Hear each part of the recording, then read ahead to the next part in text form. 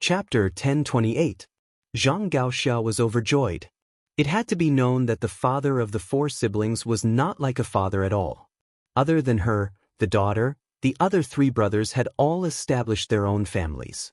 When they married and had children, Zhang Julu never showed up. No matter if the 3 sons of the Grand Secretary were successful or causing trouble, he never paid any attention to them. The entire capital laughed at the 3 sons of noble families who were clearly of great birth but had no one to rely on. They were most likely children picked up from the streets. Zhang Gaoxia's 3rd brother was Grand Secretary Zhang's least successful son. He was idle and no one was willing to take this coward out to play. He often carried a pigeon whistle with him and wandered around Graydon City. The eldest brother had entered an official career. Although his climb was slow, he could still be considered to have succeeded his father. The 2nd brother was a true bookworm and could still make do. The 3rd brother, Zhang Bianguan, could be said to be in a difficult situation. He was the worst. It was certain that he was not liked by the Grand Secretary father at home. Moreover, the bigger wastrels in the capital all disdained to be his drinking buddies. Zhang Gaoxia knew better than anyone that the 3 brothers, in their hearts, hoped that this taciturn father would look at them in the eye. They did not expect any praise, but even a scolding would be good. Zhang Julu walked out of the restaurant. Suddenly he went back on his word and said, "I'm not going." Zhang Gaoxia's face was bitter and pitiful. Zhang Julu smiled and said, "Although he's not going, you can pass a message to the border. It's not good to rely on his eldest brother and 2nd brother's salary to indulge in wine and women every day. Didn't he want to enlist in the army? Father can tell Gu Jiantang to let him go to Liaodong. Also, the family doesn't raise idle people. You ambitious girl, go out of the capital and play. As for where you go, you can go wherever you want. Just don't write a letter to father asking for money." Zhang Gaoxia's eyes lit up. She said excitedly, "Really?" Zhang Julu nodded lightly. Zhang Gaoxia suddenly said, ruining the mood, "Father, you're not sick, are you? Did Uncle Huan make you so angry today? Daughter will help you get back at him. See if I don't eat and drink until the Huan manor is poor." The Grand Secretary laughed softly and said, "Promising." Then he added, "Let me say this first. You can go anywhere in Liang, but you can't go to Bailiang Circuit, you can't go to Yanqi Circuit, and you can't go to Guangling Circuit." Zhang Gaoxia replied with an "oh," then counted with his fingers and said, "Gangnam-do is the 4th, and the Liao is the 5th. She finished listing all the Taoists in Liang in one breath and said with a smile, "Then I'd better stay at home and not get married for the rest of my life. I can't go anywhere anyway." Zhang Julu angrily took the reins from the restaurant's manager, who was treading on thin ice, and handed it to his daughter. He smiled and said, "Don't be so glib with your father. Quickly go and tell your sister-in-law the good news." Zhang Gaoxia made a face and mounted his horse, galloping away in a cloud of dust. Zhang Julu stood in the same place. How could the manager dare to argue with the Grand Secretary for forgetting to pay the bill? Besides, when the Grand Secretary was here, no one dared to court death. However, the manager dared to guarantee that there wouldn't even be a place to stand in the restaurant tomorrow, let alone a place to sit. The manager had already quietly turned around but was stopped by the Grand Secretary. The manager's face stiffened as he turned around, not knowing what to do. Zhang Julu smiled and said, "Manager, I ate and drank your wine for free. Please don't mind." The manager shook his head vigorously and refused to say a word even if he was beaten to death. Zhang Julu walked towards the heavily guarded carriage and muttered to himself in a voice that only he could hear, "Eating from the monarch and being loyal to the monarch, we don't owe each other anything. In the end, I, Zhang Julu, only asked for a jug of wine to drink from the common people. It's not too much, right?" From top to bottom, all levels of society stared hard at the vassal King Jingnan. Who was the first to send out troops? Who sent out the most troops? Who had the strongest troops? Who had the weakest troops? And who had the weakest troops? These were all enthusiastically discussed in the marketplace. Among the vassal kings, the king of Jiaodong, Zhao Sui, was ordered by the imperial court to hold back his troops and obediently stare at the border. This was nothing worth the common people to chew on. The king of Guangling, Zhao Yi, was a person in the game. The restoration of West Chu happened in his territory, so there was not much room for imagination. The king of Huainan, Zhao, who had always been the weakest and rumored to be crazy, sent out 6,000 troops in full force. This made people look at him in a new light. Yan Qidao was the first to send out troops. However, this vassal king Zhao, who was only second to the king of Liang, actually only sent his royal highness, Zhao Zhu, to Guangling Road with 1,000 cavalry. Moreover, they went all the way north and crossed provinces. It was chaotic and chaotic. The only thing they could talk about was on the streets of Liang. The young king of Jing and Zhao Sun was the last to send out troops. For now, the number of troops was unknown. As for the previous minister of war, Chen Zhibao, who had been conferred the title of king of West Chu, there was no movement at all. Was it because the imperial court was afraid that if he went to West Chu, there would be no one else to do anything? Or was it because the white-clothed immortal soldier did not deign to lead troops there? Other than the great peace city's minister of war, perhaps no one knew. Beiliang? No one in Liang felt that the new king of Liang, who was younger than Zhao Sun, would be so kind. They all guessed that Beiliang was taking pleasure in their misfortune. It was fortunate that Liang did not hit them when they were down. The horses' hooves moved, the bowstring rang, and 10,000 taels of gold. On the border of Qingzhou, a large group of soldiers and horses slowly advanced to the northeast. A conspicuous rider stopped by the horse river and stood there leading his horse. This young rider wore a bright yellow python robe. In terms of python robes, he was half a rank higher than King of Guangling Zhao Yi. He smiled at a young and elegant scholar beside him and said, "Mr. Liu helped me save up that little bit of wealth. After this commotion, it came and went in a hurry. My heart aches." The scholar with his eyes closed smiled and said, "As a guest with weak power, when visiting, you have to be polite and eat well. If you eat well, you can eat more. Otherwise, the powerful host will not even let you eat at the table next time." It was this generation's king of Jing and Zhao Sun. He nodded and said, "It's a very simple principle. But even if I understand, I can't help but feel depressed." Blind Lu Su smiled and did not speak. Zhao Sun acted shamelessly and said, "The commotion in the capital is so big. Little Lu, you have to think carefully before you can understand. If it's good news, quickly tell me. If it's bad news, just pretend I didn't ask. How about it?" Lu Su, who had retreated behind the scenes, hesitated for a moment. He bit his lips and said with a serious expression, "For Qingzhou and the Jing'an Palace, it might be half good and half bad." Zhao Sun asked curiously, "What do you mean?" Lu Su said softly, "The Grand Secretary purposely revealed a flaw in order to fish in the palace. If there are no accidents, he will gradually use the trump cards he has accumulated over the years to use the imperial censor's brush to kill people. Coincidentally, Yin Maochun will be the one presiding over the review. Many people will definitely die." The Green Party's Lu Feiqi died and the party collapsed. By tucking its tail between its legs, it could luckily escape this storm. After the storm, there will still be people to do it. The Green Party will have a chance to make a comeback. This time, Lu Su earnestly requested the prince's mansion to send out all of its elites to let His Majesty the Emperor and the big shots in the palace know how we eat, so that we can seize the opportunity in the upcoming maneuver. The world was the Zhao family's world. As the head of the family, he had many children and grandchildren. Naturally, he would choose those who did things reliably and did not compete.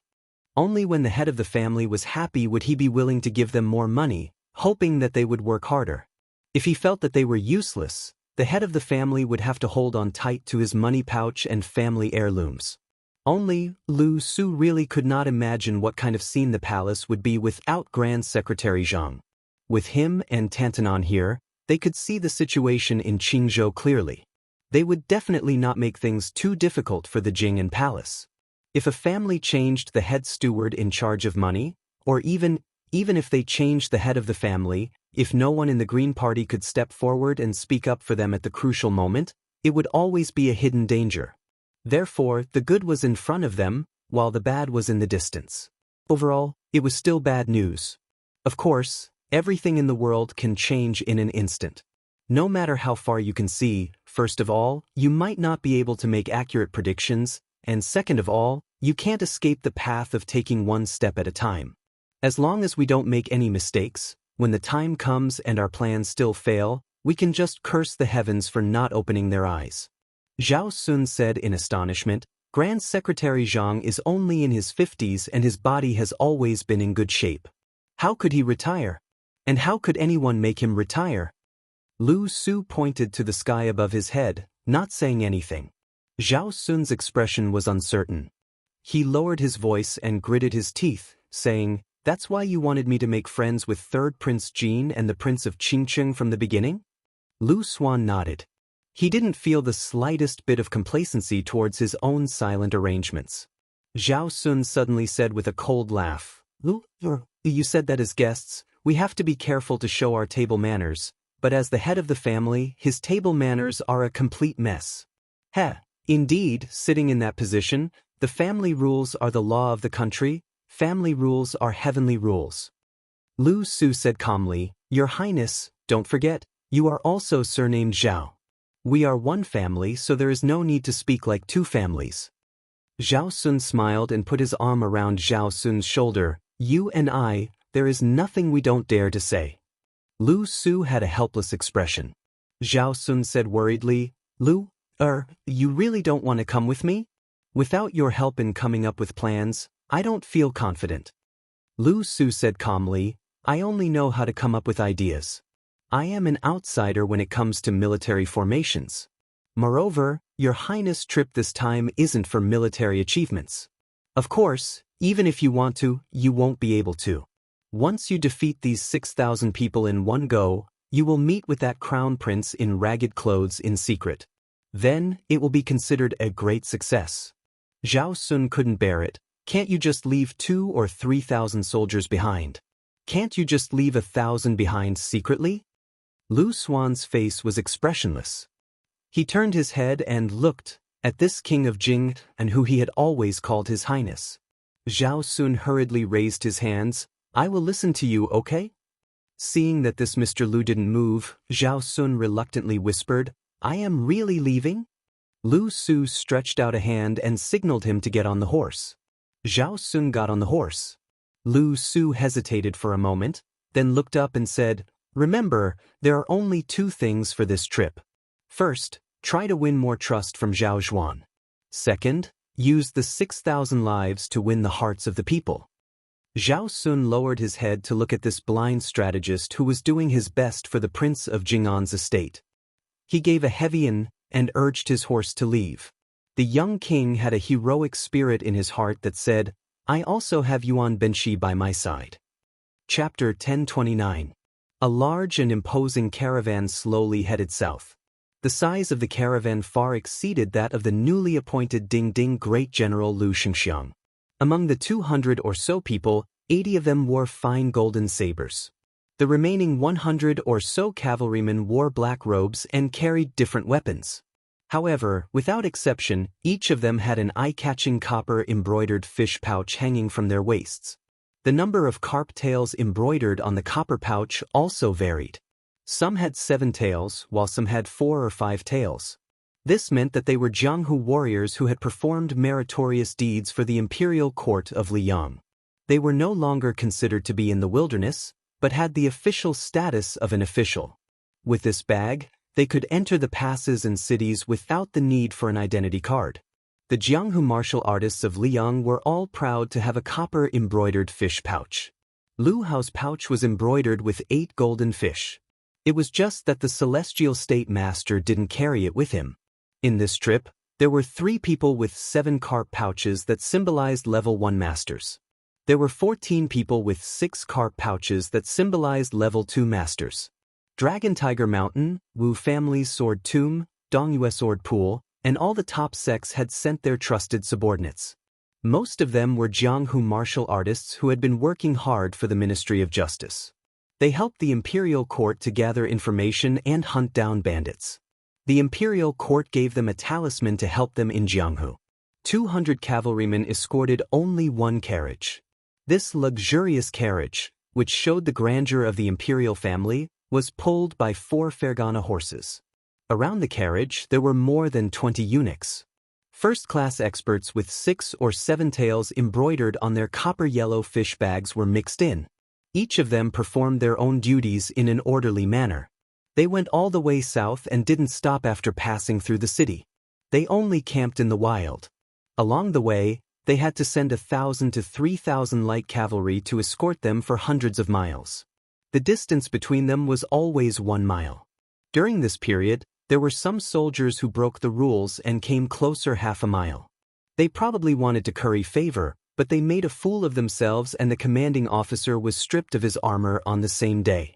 For more than half a year, even the Jin Wu elite cavalry and those copper and yellow fish bag experts had not seen the curtain of the carriage completely pulled up even once. There was a special eunuch in charge of the delivery of food and drink. Every time, he would kneel in front of the curtain and speak in a low voice.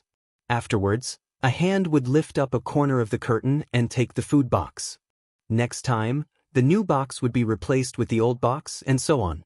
At first, some people guessed that the person sitting inside was Lu Hao, who was said to be separated from the immortals on Earth. But later, they found out that there were eunuchs who needed to clean the toilet. Most of them were told that they had to go to the capital at the last minute. They didn't know what to do, and after meeting with Zhao's spy, they had to leave immediately. They didn't even have time to inform their elders, parents, their families, and their children. And so they took of it. Of course, of the crown of the imperial court. Of Wang. Otherwise, what kind of person or object in the world would be worth the trouble of these top-class masters who were equal to half of the forces in Jianghu? The reality of the carriage was unexpected. There were only 2 people. An old eunuch leaned against the wall of the carriage and dozed off. His bright red robe showed that his identity was not ordinary. His real name had long been lost in the passage of time. He was a remnant of Dongyue. When he entered the Dongyue palace, he was like most eunuchs. He took a senior eunuch as his adoptive father and was given a name by his master, who had a higher status than his biological father. Only then did he truly enter the door. It must be known that in the chaotic times of the spring and autumn period, there were countless pitiful people who cut off their descendants' roots.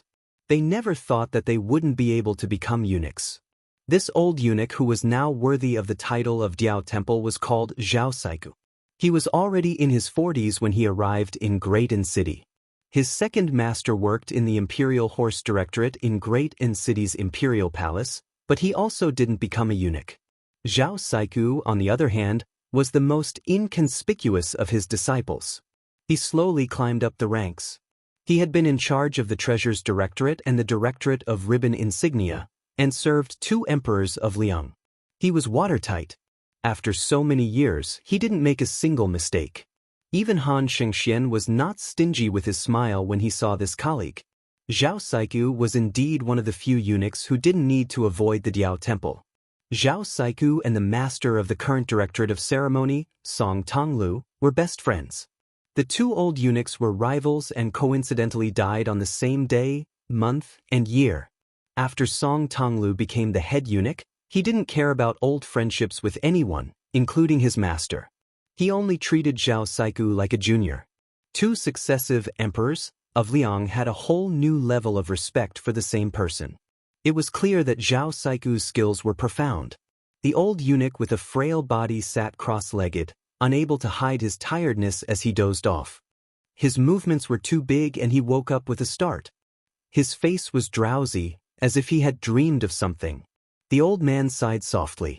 Liang had taken over the spring and autumn period, the territory, the gold and silver, the armory, and even the concubines. These things were either reasonable or flawed, but they were not criticized by others.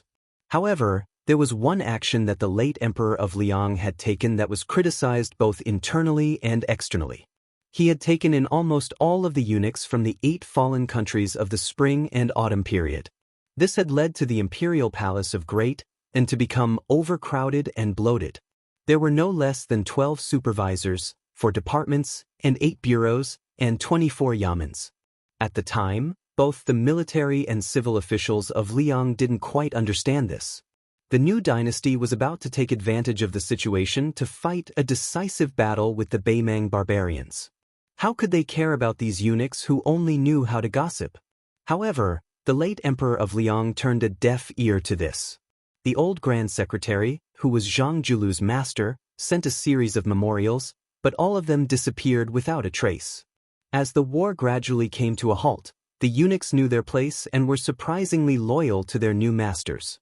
In the past 20 years, they had been cautious and conscientious. They had only heard of the old eunuchs dying of old age in the imperial palace. They had never heard of anyone causing trouble in the imperial palace. Although the human cat Han Xingshuan's contributions were inseparable, it was clear that these eunuchs were grateful for the late emperor's mercy. They didn't have to be homeless after the fall of their country. Other people who had lost their country could still rely on their skills to survive, but it was easier said than done for them. Chapter 1030. The old Martin Temple glanced at the corner of the carriage from the corner of his eyes and lowered his eyelids. He was used to it. A middle-aged man was sleeping peacefully in the corner. He was handsome and had a vertical scarlet mark between his eyebrows, as if there was another eye in addition to his eyes. 8 years ago, the old Martin Temple was in charge of the Directorate of Ceremonies and was in charge of the imperial edicts and talismans. In just 2 years he was transferred to the Directorate of Treasures. After the sudden death of man and cat, the old eunuch who was ready to enjoy his old age was not promoted to the Directorate of Ceremonies, nor was he free. Instead, he was led by 2 chi cultivators who were independent of the Imperial College to see an object. Zhao Siku went from incredulous to calm and finally to numb. In less than half a year, no matter how rare an object was, it could not withstand staring at it from day to night. From that day onwards, Zhao Siku came in contact with secrets that ordinary people would not know in a few lifetimes. For example, hundreds and thousands of chi cultivators from the supporting dragon sect were distributed to various places to collect heavenly thunder in the blessed cave to create an unprecedented thunder pool. Also, the Taoist masters of the Dragon Mountain would come to Great Peace City to inscribe a talisman for an object when they thought that they had achieved great success. This talisman usually took several months or even half a year, exhausting their spirit. So far, since the founding of Liang, there had been a total of 11 generations of Taoist masters who had drawn talismans and made talismans just to suppress the person in the carriage. The one who forgot worries was the only person who walked the Jianghu in the true sense of a celestial being.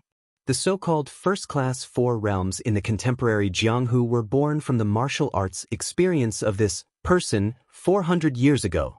It was also this person who put the Vajra realm into the category of masters and intentionally or unintentionally put foreign Buddhism, which was originally suppressed by Confucianism, on the table. However, during the catastrophe 400 years ago, Gao Shulu traveled all over the Yangtze River in 10 years and killed people whenever he felt like it, causing a reign of terror in the Jianghu. No one dared to call themselves a master. There were 2 sword immortals who died in Gao Shulu's hands. The Taoist sects in the world gathered 81 Taoist masters and formed a demon suppression formation together, but they were all killed by Gao Shulu on the peak of the Earth Lung Mountain. He left behind a sentence, "I am an immortal in the human world. Why should I suppress demons?" In the end, Gao Shulu met an unknown young Taoist on a narrow path. That battle was so powerful that no one else could match it. Until now, there were still people who believed that only Qi Xuanzhen of the demon-slaying platform or Hong Shixiang of Wudong could match Wang Xianji in battle. Zhao Siku of the old Martin Temple was facing such a person who should not be said to be a living or dead person. At that moment, Gao Shulu did not drink, eat, breathe, or inhale. Like a hibernating worm that had hibernated for 400 years, his body did not shrink at all and was still as smooth as jade. Before this, there were still 18 talismans that were set up by the previous famous Taoist masters. Among them, the first 9 were from the original Taoist ancestral court, Wudong Mountain. The first one was called the Mountain Opening Talisman by the Taoist masters of the later generations. It was the work of the unknown young Taoist who put Gao Shulu into a deep sleep. Just one talisman was enough to support more than 10 famous Taoist mountains and chi cultivator sects in the future. Zhao Siku tugged at the expensive, thick furry marten hat. The old man was not a master and had never practiced martial arts. Even if there were 10,000 Zhao Siku, he would not be a match for Han Shengxian. He was old, so he could not stand the cold spring. Zhao Siku also thought about why Zhao Shi was willing to let him be the person in charge. Was it because he did not know martial arts? Was it because he had been walking on thin ice for 20 years and did not overstep the rules? Or was it because Han Shengxian had some last words for the emperor before he left the palace? The corners of Zhao Siku's mouth twitched. He looked at the celestial who looked like a clay bodhisattva. He wanted to speak but stopped. After so many years of caution, the old man finally stopped talking to himself. Zhao Siku?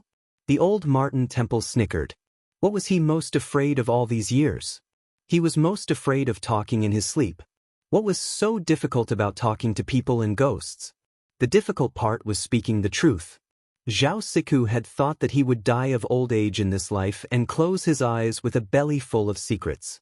He had not expected that in the end, the Bailiang that the young master was loyal to would silently send him a message. It was a message from an inconspicuous palace maid. Zhao Siku did not doubt it. The message was divided into two parts. The first part was what the young master had said before he left. Only Zhao Chongling knew and Zhao Siku knew. The second part was probably the yang talent Zhao Chongling had entrusted to the yin talent Li Yishan and the like. Zhao Siku sank into deep thought. He came from the Green Pavilion Zhao clan. That had once been one of the 10 great clans of the spring and autumn period. But he did not know why Zhao Chongling, as the eldest grandson of the first wife, did not inherit the family business and instead joined the Su family. It could be said that without the support of Zhao Chongling's family, the butcher Su Shao would not have been able to stand out so quickly among the generals in Liang. Zhao Siku did not have any loyalty to the Green Pavilion Zhao clan. He only clearly remembered the young master's style and the favor of protecting him. What Zhao Siku could do was to give Bailiang the detailed route to the south and the details of their military preparations. The secret in his heart that had been sealed for 20 years was like a jar of old wine being opened. He drank it all in one gulp and spat it out quickly. Zhao Siku habitually extended 2 withered fingers and furrowed his brows. He really could not understand what Bailiang would use to fight for this celestial. There were 2 keys, and they were divided into 2 parts, opening and unsealing. The method to open it was in his hands. The method to seal Gao Shulu was in the hands of the Qi cultivators in the dark. Even if Bailiang succeeded, it was just a hot potato. No one knew what Gao Shulu would do when she woke up 400 years later. Once the mountain opening seal was torn, who could seal the mountain and barely speak to Gao Shulu? Otherwise, would a madman who killed all the experts in the world be willing to listen to half a word of nonsense? Zhao Siku looked at the middle-aged man who was sitting on the ground with a calm expression and said softly, "I, the old eunuch, was given the name Siku by my master. All these years, other than being tired of scheming against each other, I can't say that I've suffered much. You, Gao Shulu, are said to be a celestial being who forgets worries. I heard that the so-called forgetting worries is a Buddhist way of speaking. It's just that other than sealing your 6 senses, you've also sealed 2 other senses. Only then will you be free. This kind of freedom is unimaginable to me, a layman who has been rolling in a muddy vat. But I think that I have been sealed off by so many Taoist masters for 400 years. How can I forget about the 2 words worry-free? Sigh, forget it. Although you can't bear to see and hear, I don't want to add insult to injury." The old Martin Temple was nagging. A sharp screech suddenly sounded. Zhao Siku was not frightened. Instead, he felt relieved. The old man was curious about what Bailiang would use to challenge them. Although they were already at the edge of the southern border of Jingji, if Bailiang had thousands of troops lying in ambush here, even if it was just a temporary instigation, it would be too scary. This was tantamount to an indirect rebellion. The truth must have caught the old eunuch, Li Yang, and even Bailiang unprepared. There were only 3 riders at the end of the posthouse road as far as the eye could see. The rider on the left was a skinny young man with the rough outline of a Baimang man. He stared at the 200 riders opposite him with burning eyes and a smile. There was a saying in the Central Plains that said, "Wolves travel 1,000 miles to eat meat."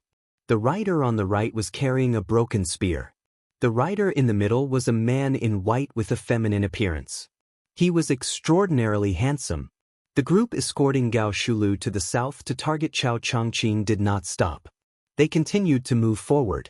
The old eunuch lifted a corner of the curtain and said softly, "Oh."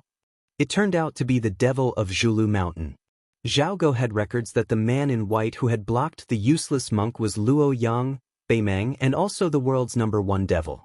It was just that for some reason she had entered Zhulu Mountain. As for the two riders beside him, Zhao Go had not heard anything about them. The great Qin had lost its deer for 800 years. The old eunuch with his back to Gao Shulu naturally did not notice that the man behind him who had sealed off the mountain seemed to open his eyes slightly. Chapter 1031.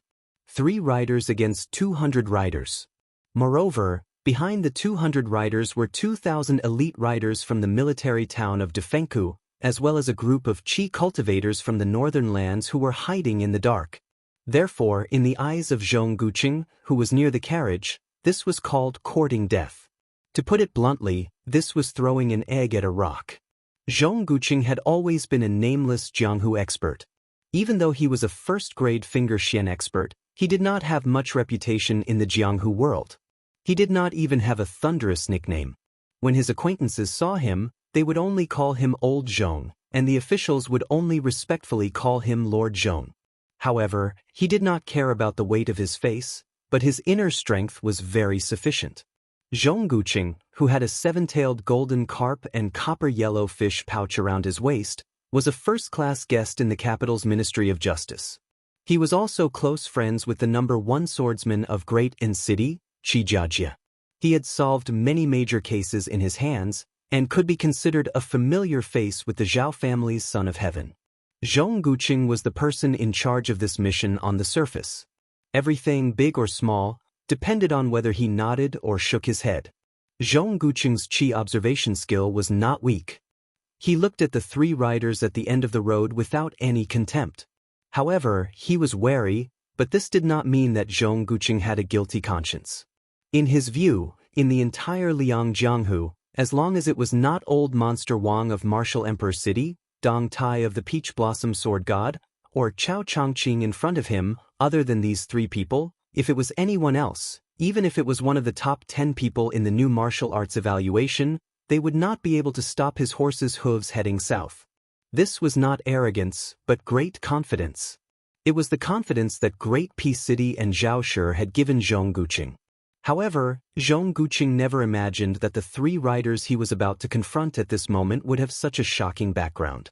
Because these 3 people were indeed not any of the Liang masters in the top 10 of the Wushu evaluation, not Old Monster Wang who was in charge of the East Sea, not Dong Tai who was searching for immortals, not Chao Changqing who was busy reviving West Chu, not General Gu Jiantang who was the #1 saber user in the world, and definitely not the dead cat Han Diaosi. But last year, 3 Beimeng guests came to Mount Zhulu, which was close to Shangyin Academy. Coincidentally, 2 of them were in the top 10 of the Wushu evaluation, White Dress Luo Yang and Broken Spear Deng Mao. If Zhong Guqing had known of this terrifying truth earlier, he probably would not have been so condescending. In the Great Battle of Jianghu, when had he ever heard of any of the 10 men of the world joining hands with another to kill the enemy? But today he just happened to run into it. Looking at the 200 riders charging straight at him, the short Yelu Dongchuang, who was both a member of the royal family of Beimeng and a rising military official, widened his eyes. His face was a little dull and melancholic. He slowly turned his head to the woman in white who was walking slowly by his side and asked, "What's going on? These people don't take the 3 of us seriously at all. Could it be that Mount Zhulu is not famous and popular in Liang? Luo Yang, you tricked me. What did you tell me at that time? You said that the devil cult on Mount Zhulu was the target of public criticism, and that as long as I went up the mountain, there would be endless masters to kill. But in the end, there wasn't even a fart. That's fine. After all, Mount Zhulu is not easy to find, but why is it still so useless in Jianghu? You can't scare people. Luo Yang, you're not being honest. After this killing trip, I won't accompany you to play in Liang anymore. Isn't there a war in Gusai State and Longyao State? I have to go to the South Court to earn military merits. Otherwise, that fatty dong will definitely leave me far behind." Luo Yang ignored the short man who was grumbling like a woman. She said calmly, "Deng Mao, I'll leave the 2,000 riders at the back to you to delay. How much you kill depends on your mood. As for the qi cultivators in the hiding place, Yelu Dongchuang, you kill them. You don't have to deal with those on the road." Deng Mao nodded and had no objection. Yelu Dongchuang immediately said anxiously, "Surnamed Luo, you're bullying me because I'm not one of the 10 men of the martial arts world, right? Are you looking down on me? I'm still young. Let's see who's more powerful 10 years later." Luo Yang turned her head calmly and looked at this proud son of heaven from the grassland of Beiming.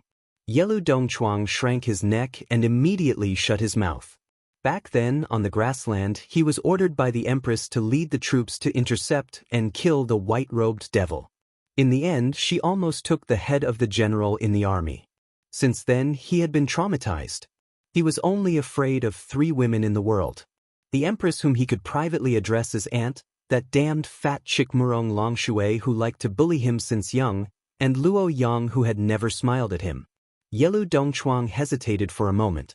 In the end, he still did not have the guts to challenge Luo Yang. He obediently turned his horse around and dashed out of the road to find trouble with those sneaky qi cultivators. Deng Mao glanced at the carriage and asked softly, "Both you and I have sensed the strange phenomenon just now. Is it really all right?" The corners of Luo Yang's mouth curled up, and he said something that Deng Mao could not understand. "It's fine. The worst outcome is nothing more than an old friend meeting. Besides, this person might not really get involved. I guess if Wang Xinji doesn't come, even I may not be able to make him come back to his senses." Deng Mao had always been a man who did not like to get to the bottom of things. Seeing that she did not care, he could not be bothered to worry unnecessarily.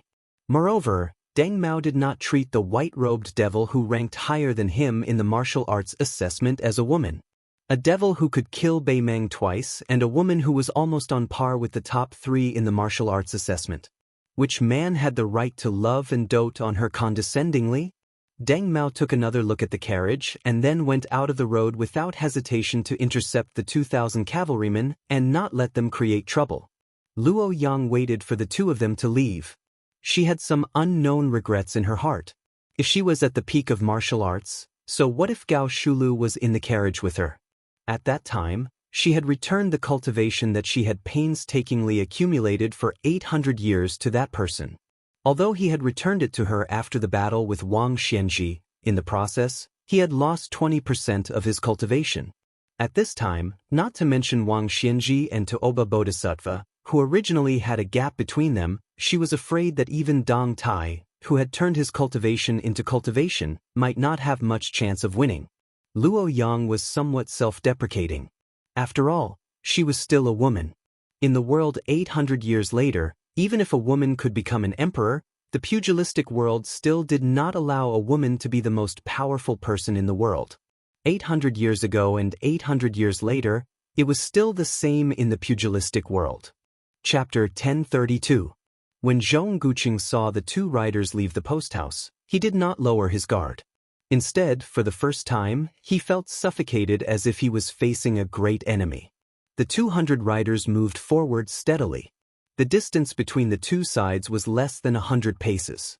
Even the master with the worst eyesight, who had 3 or 4 copper-yellow fish pouches, recognized that the white rider was actually a woman with a feminine silhouette but a vigorous heroic spirit. Wasn't there only the purple dress of Mount Huishan in the limelight in Liangjianghu? Who was this divine being? The 6 riders at the front rode fast, ready to take the first prize for the imperial court. Among the 6 riders, there was a famous swordsman, a machete man, and a renowned boxing master. The 6 riders were outstanding. At the same time, they covered each other and cooperated skillfully. This was the realm that masters who had reached a certain level should have. The machete man was the first to attack. He used his family's unique skill, the knife-throwing technique, which could be considered an unpopular martial art evolved from the flying sword technique. The knife split the air and went straight for the white-clothed woman's head. Luo Yang did not look at the curved knife that spun into a circle and fell from the sky. With a glance, she took in all the 6 or 7 gold carp pouches, including Zhong Guqing. One person and one horse continued to move forward slowly. She only stretched out a finger and gently tapped 6 times in the air. The leading 6 riders, including the lackey of the imperial court who thought that his knife-throwing technique had reached a higher level, continued to charge forward. However, their heads seemed to be blocked by a wall. Not only did their heads stop abruptly, their bodies also swayed back and then fell heavily on the posthouse, dying on the spot. Finally, the belated throwing knife came. Luoyang, who had 6 fingers on her left, put 2 of her fingers together and lightly brushed the blade of the knife. The throwing knife spun in front of her, and with a speed that was countless times faster than its original speed, it was so fast that it seemed like the knife had directly disappeared in front of everyone's eyes. Then, several Jinwu guards were dismembered on the backs of their horses. Only then did everyone realize that this was not some fancy method that was all bark and no bite, but a real bloody killing move. Not only that, the 6 ownerless warhorses continued to charge forward in a daze.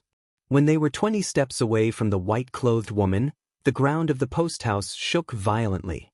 The 6 horses' hooves were lifted into the air and shattered into 6 masses of scarlet mist.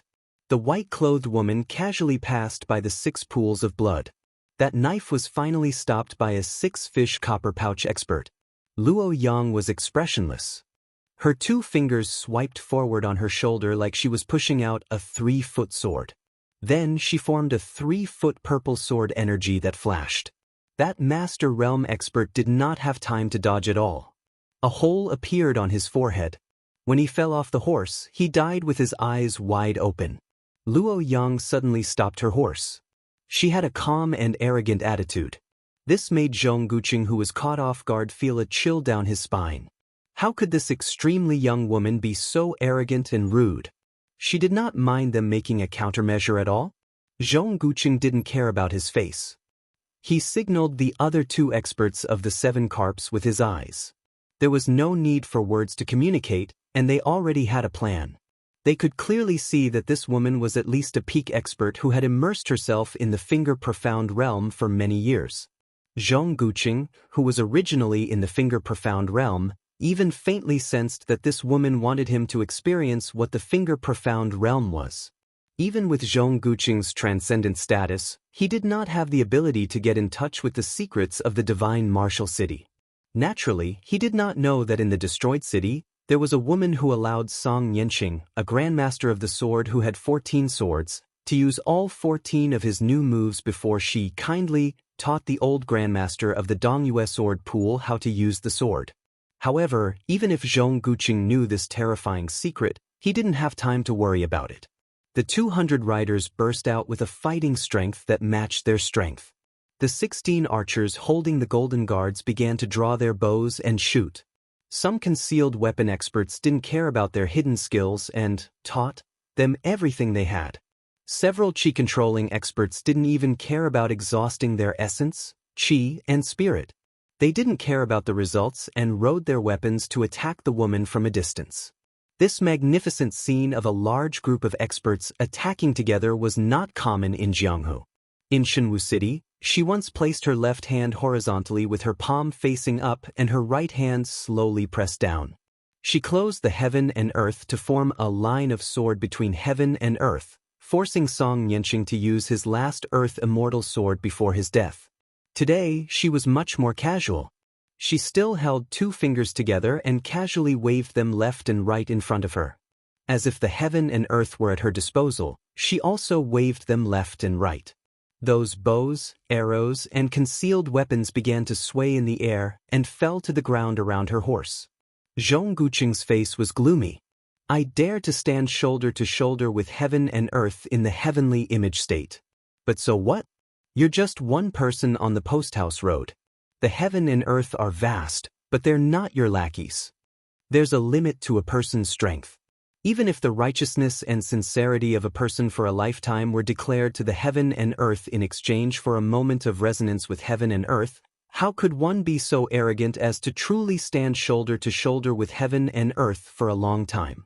Zhong Guqing raised his hand and waved it fiercely, indicating for the 200 riders to continue shooting with all their might to exhaust the woman's internal energy. Since she was willing to be a target, then let her show off. The old eunuch Xiao Siku lifted the curtain and rubbed his eyes. He did his best to see the fight on the post-house road. This Diao Temple was a martial arts layman, so he only thought it was interesting to watch. The old man with 2 secret talismans on his withered arms felt his heart tighten for no reason. He quickly turned his head and stared at the half-dead person. He didn't notice anything strange. Curling his lips, the old eunuch continued to stare at the post-house road. The woman seemed to be getting impatient and was ready to fight. Xiao Siku smiled bitterly. The more chaotic it was, the better. Only with chaos would the Bailiang have a chance. Otherwise, Xiao Siku didn't think the Bailiang would be able to snatch food from the tiger's mouth. At this moment, everyone was shocked. Everyone, including the 4th most powerful person in the world, Luo Yang, was no exception. With a faint smile, she squinted her eyes and looked at the carriage. More than 200 riders turned their heads and looked at the middle-aged man who was bending over to lift the curtain and stretch his body. From his body, glittering golden talismans slowly fell and disappeared. There were about 16 or 17 enchantments. The man looked at Luo Yang and said in a hoarse voice, "We meet again after 400 years." Luo Yang was a little dazed. That year, Gao Shulu fought to her heart's content with a young Taoist priest. Afterwards, Gao Shulu didn't hibernate in the mountains like the rumors said. Instead, the 2 of them had a conversation on the shore of the East Sea. She happened to be watching the sea, so the 2 of them didn't deliberately avoid her from listening. The young Taoist priest who had never used his sword and wandered the world made a bet with Gao Shulu. He bet that Gao Shulu wouldn't be able to solve that talisman. At that time, Gao Shulu was so conceited that her eyes were as high as the sky. In all things under the heavens, there was always something to subdue. Even if one thing seemed to be invincible, there would always be something that subdued it. Wherever poisonous snakes were rampant, there would always be herbs nearby for people to pick to cure their poison. This was the principle. If Wang Xianji was Li Chuangong's subdued person, then that young Taoist was Gao Shulu's subdued person. After the talisman, the Taoist priest came back to his senses. He smiled apologetically at Luo Yang and quickly disappeared between heaven and earth. It had only been 18 years since he came to this world. He had only seen her once and never met her again. Only Luo Yang knew that the Taoist priest wasn't the reincarnation of Ancestor Lu, but that person. Gao Shulu sat cross-legged and looked up at the distant northwest. "If you don't come, I'll really start a massacre." Everyone felt like a spring breeze was blowing on their faces. A wavering purple and gold figure appeared in the blink of an eye. It was like the legendary immortal who had gone out of his body. Then the 200 riders were frightened and retreated one after another. That blurry figure and that face, if it wasn't Su Fengyan of Bailiang, who else could it be? This, Su Fengyan, pretended to lead the horse for the woman in white and looked at Gao Shulu with a smile. "The 9th time I was in a trance. I was originally sitting on the top of Kunlun and watching the East Sea." Chapter 1033.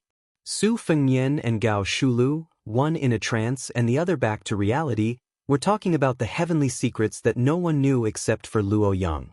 Zhong Guqing and the other masters were so helpless that they didn't have the courage to fight to the death. A woman in white was almost invincible, and now there was an out-of-body celestial being? Gao Shulu, who only had 2 talisman restrictions left on her body, looked around and took a deep breath. With an intoxicated expression, she said to Su Fengyan, whose figure was drifting, "You go back to Kunlun first, and then take a look at Donghai. Then I'll go to Bailiang?" Su Fengyan smiled and nodded, but he did not immediately return from his mental journey of several thousand li. Instead, he turned the horse around for Luoyang and slowly walked on the post-house road, gradually going further and further away, leaving Gao Shulu and a large group of copper and yellow fishbag experts behind. Su Fengyan said softly, "I know who you love, and I won't force you. If it were me and the woman I love lost her memory, she wouldn't be her anymore. Although I'm a little different, it's not that I've lost my memory, but that I've gained some. Probably in your eyes, I'm more Su Fengyan than that person. In the final analysis, you can only blame yourself for this muddled account that you've been calculating for 800 years. Back then, The alchemists of the Great Qin went out to sea to search for the elixir of immortality and found 2 elixirs of immortality in Donghai.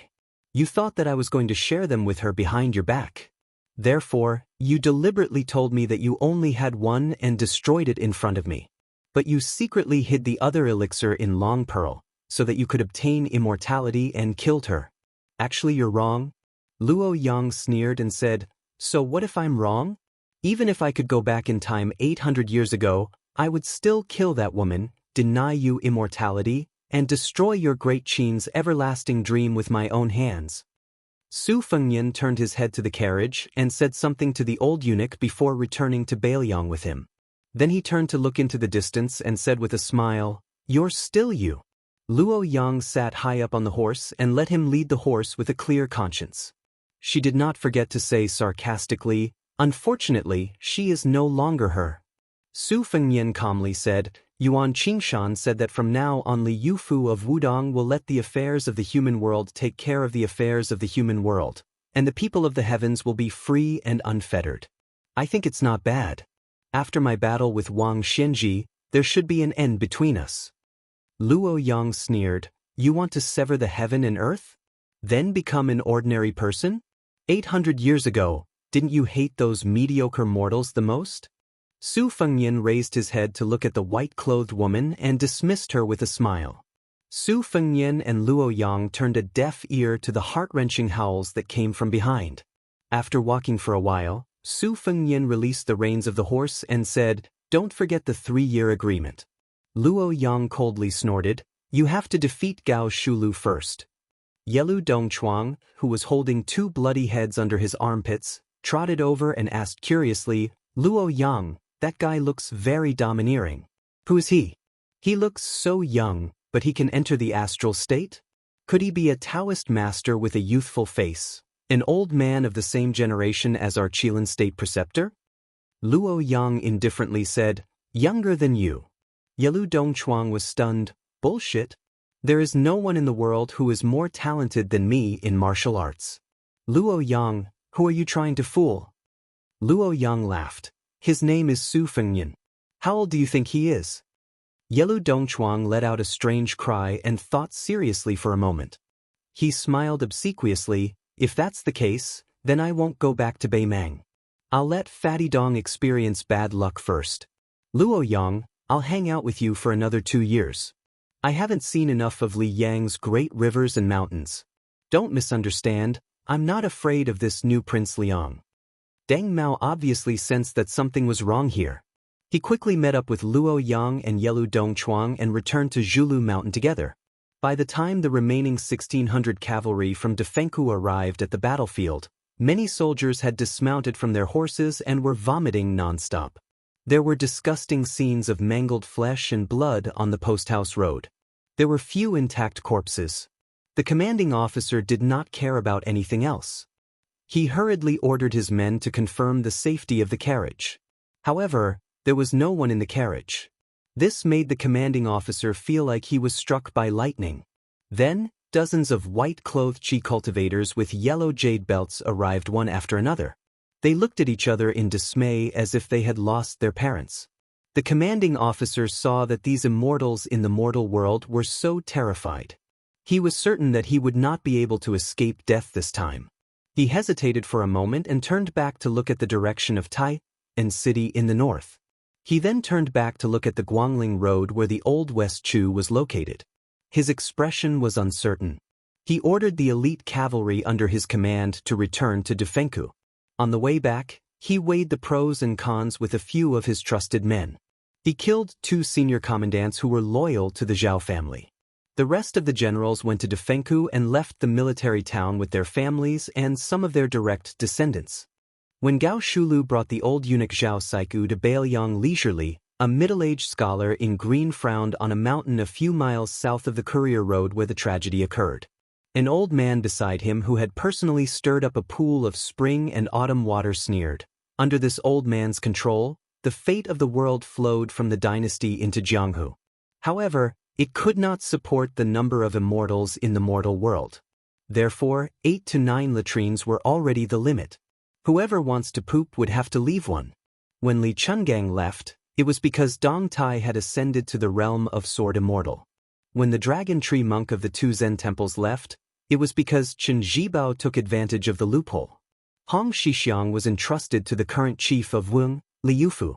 He would pass it on to that child in the future. This is also the most admirable aspect of Wudong. They had truly succeeded in passing down the incense from generation to generation. As for Zhao Xuanzu, who exchanged one seal for another with Zhao Huangchao in the past at Mount Longhu, he could not ascend and his soul was scattered.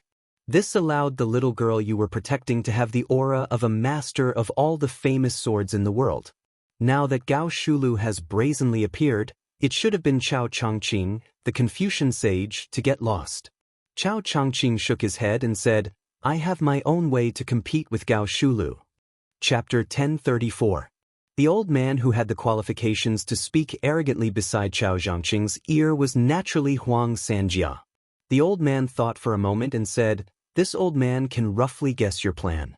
However, this old man can't understand why you smart people can't see through the word love. The word love doesn't have many strokes and isn't difficult to write. Why is Wang Xinji able to look down on you, Chao Chongqing?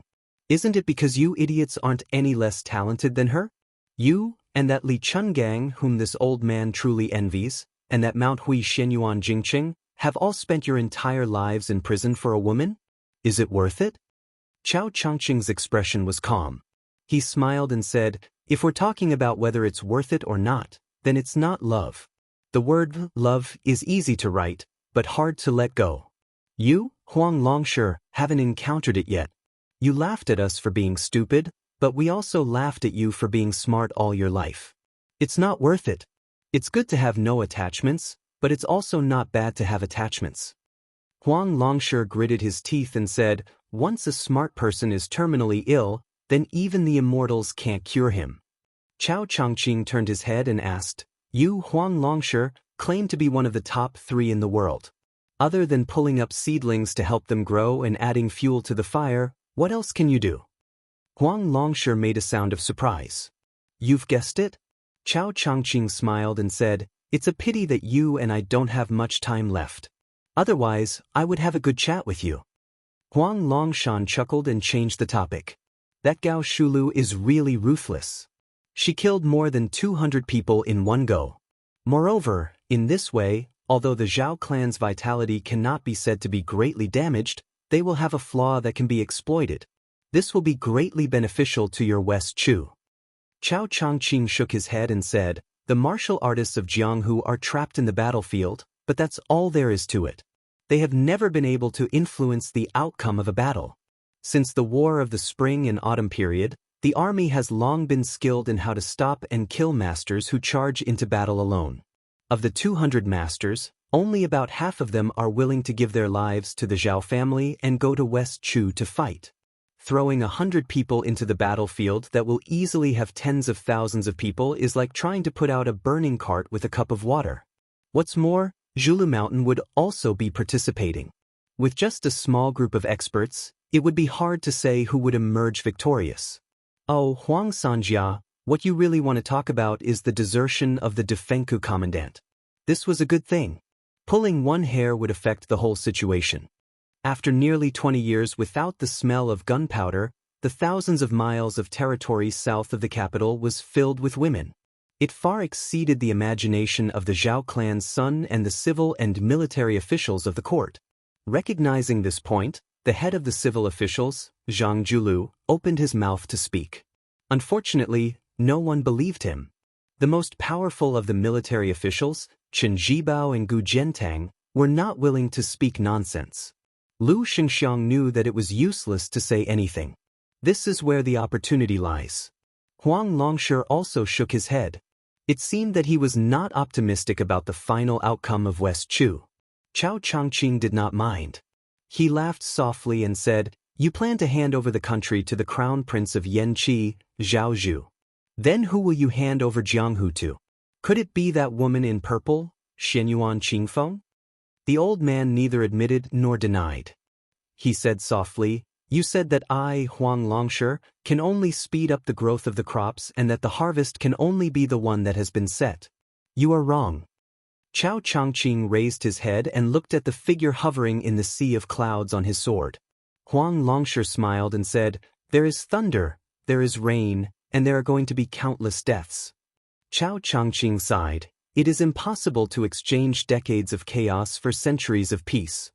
The old man put his hands together and exhaled a breath of mist. The ancients did not dare to take Mount Tai and surpass the North Sea. The future generations cannot do it. "I will do it." Chao Changqing was silent. After a long time, he said slowly, "Madman?" Huang Longshi smiled freely. "I am very happy to meet you." Chao Dei, one of the top playboys in the world, suddenly asked. Chao Changqing has always been very curious. "What is your idea of a world of peace?" The old man grunted and said vaguely, "In a world of peace and Tao, it is not a matter of the ruler and the people, but of the country and the people. The two seem to forget each other, but each has their own true temperament." Chao Changqing closed his eyes and fell into deep thought. Huang Longshi smiled and said, "Don't think too much about it. Be careful not to fall into it and not be able to get out. At that time, even if you are the scholarly sage Chao Qingyi, you will only be worrying about nothing. I have a stomach full of untimely and unworldly thoughts. It is enough for me to drink alone to relieve my boredom." Chao Changqing opened his eyes and rubbed his white hair. He asked, "Can we really pass Gao Shulu and Wang Xianji?" Huang Longshi said calmly, "Actually, as long as we pass Gao Shulu, it is more or less the same. Because in the end, it is just a test. Wang Xianji is slightly better than Gao Shulu, but this is the difference in strength and not the difference in realms." Chao Changqing said bitterly, "It is just a test, but it is no different from fighting with Wang Xianji in advance. Isn't it still a narrow escape?" Huang Longshi rolled his eyes and said, "That kid asked for it. What does it have to do with this old man?" Chao Changqing asked with a smile, "You really didn't leave anything behind?" The old man raised his head and said firmly, "No." Chao Changqing's question was asked on behalf of someone, but Huang Sanjia's answer was clearly directed at the person in the sky. The young woman snorted coldly, broke through the clouds, and flew away on her sword. In a secluded mountain forest in Beiliang's Yuzhou, a thick aura like a giant python coiled around a carriage. Su Yanbing watched the python's aura gradually fade and felt relieved. Su Fengnian walked out of the carriage and said with a sigh, "Gao Shulu will arrive in Beiliang very soon. The 7th time I was in a trance, I recognized the reason for the gathering and dispersing of the world's fate. The last time I was in a trance, I remembered the talisman drawing bet by the East Sea. This time I was in a trance in Kunlun because I was watching Dong Tai return from his visit to immortality. I was careless and bumped into Gao Shulu, so I had no choice but to show myself." Su Yanbing asked, "Do you need me to make a move?" Su Fengnian shook his head and said, "It's useless. I still have to settle this karma myself." For the first time, Su Yanbing showed a gloating smile and said, "I have a suggestion. Since the female bodhisattva on Mount Lantua has tied her hair, why don't we untie it one by one? This method isn't smart, but it's still a method." Su Fengnian hurriedly said, "Don't. If Luo Yang knows about this, she'll come straight from Mount Zhulu to Beiliang to make trouble with me. That woman will really kill." A laugh. A sneer. It came from the mouths of the two women at the same time, obviously with a hint of disdain. There was no need to say much about the girl who had been wandering around in the distance while carrying a withered pole. As for the other one, she was a bodhisattva. Chapter 1035. Su Fengnian glanced helplessly at the spear master who had probably set a trap for him. When he came back to his senses, the qi in his body was at its most turbulent and dangerous stage, and his perception of his surroundings was not very sharp. As the best fighter in Beiliang, Su Yanbing could easily find out about the arrival of the bodhisattva from the western region. However, Su Fengnian could not. Even when he heard her sarcastic laughter, he did not feel embarrassed.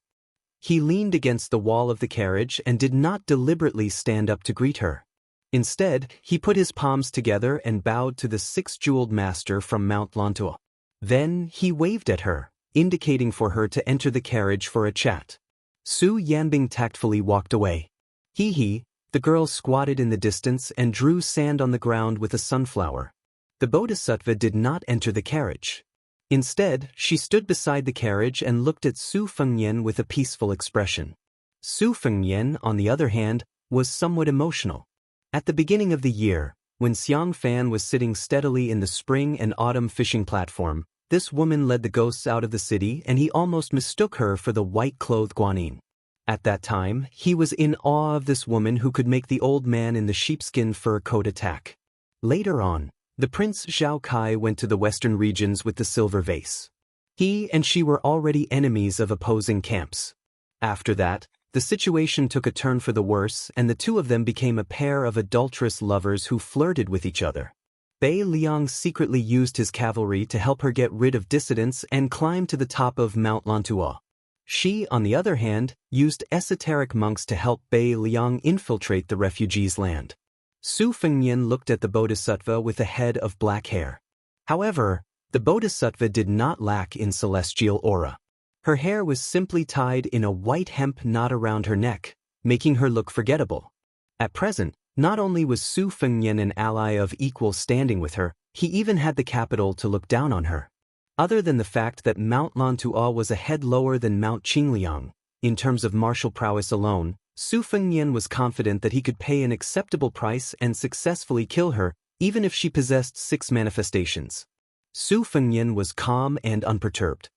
He smiled and asked, "Master, why did you come to Yuzhou in person?" This bodhisattva with 6 pearls, who was like the sun in the sky in the western region, seemed to have the ability to make people feel like bathing in the spring breeze and thus feel happy. Her smile was tranquil, just like the celestial being on the mural.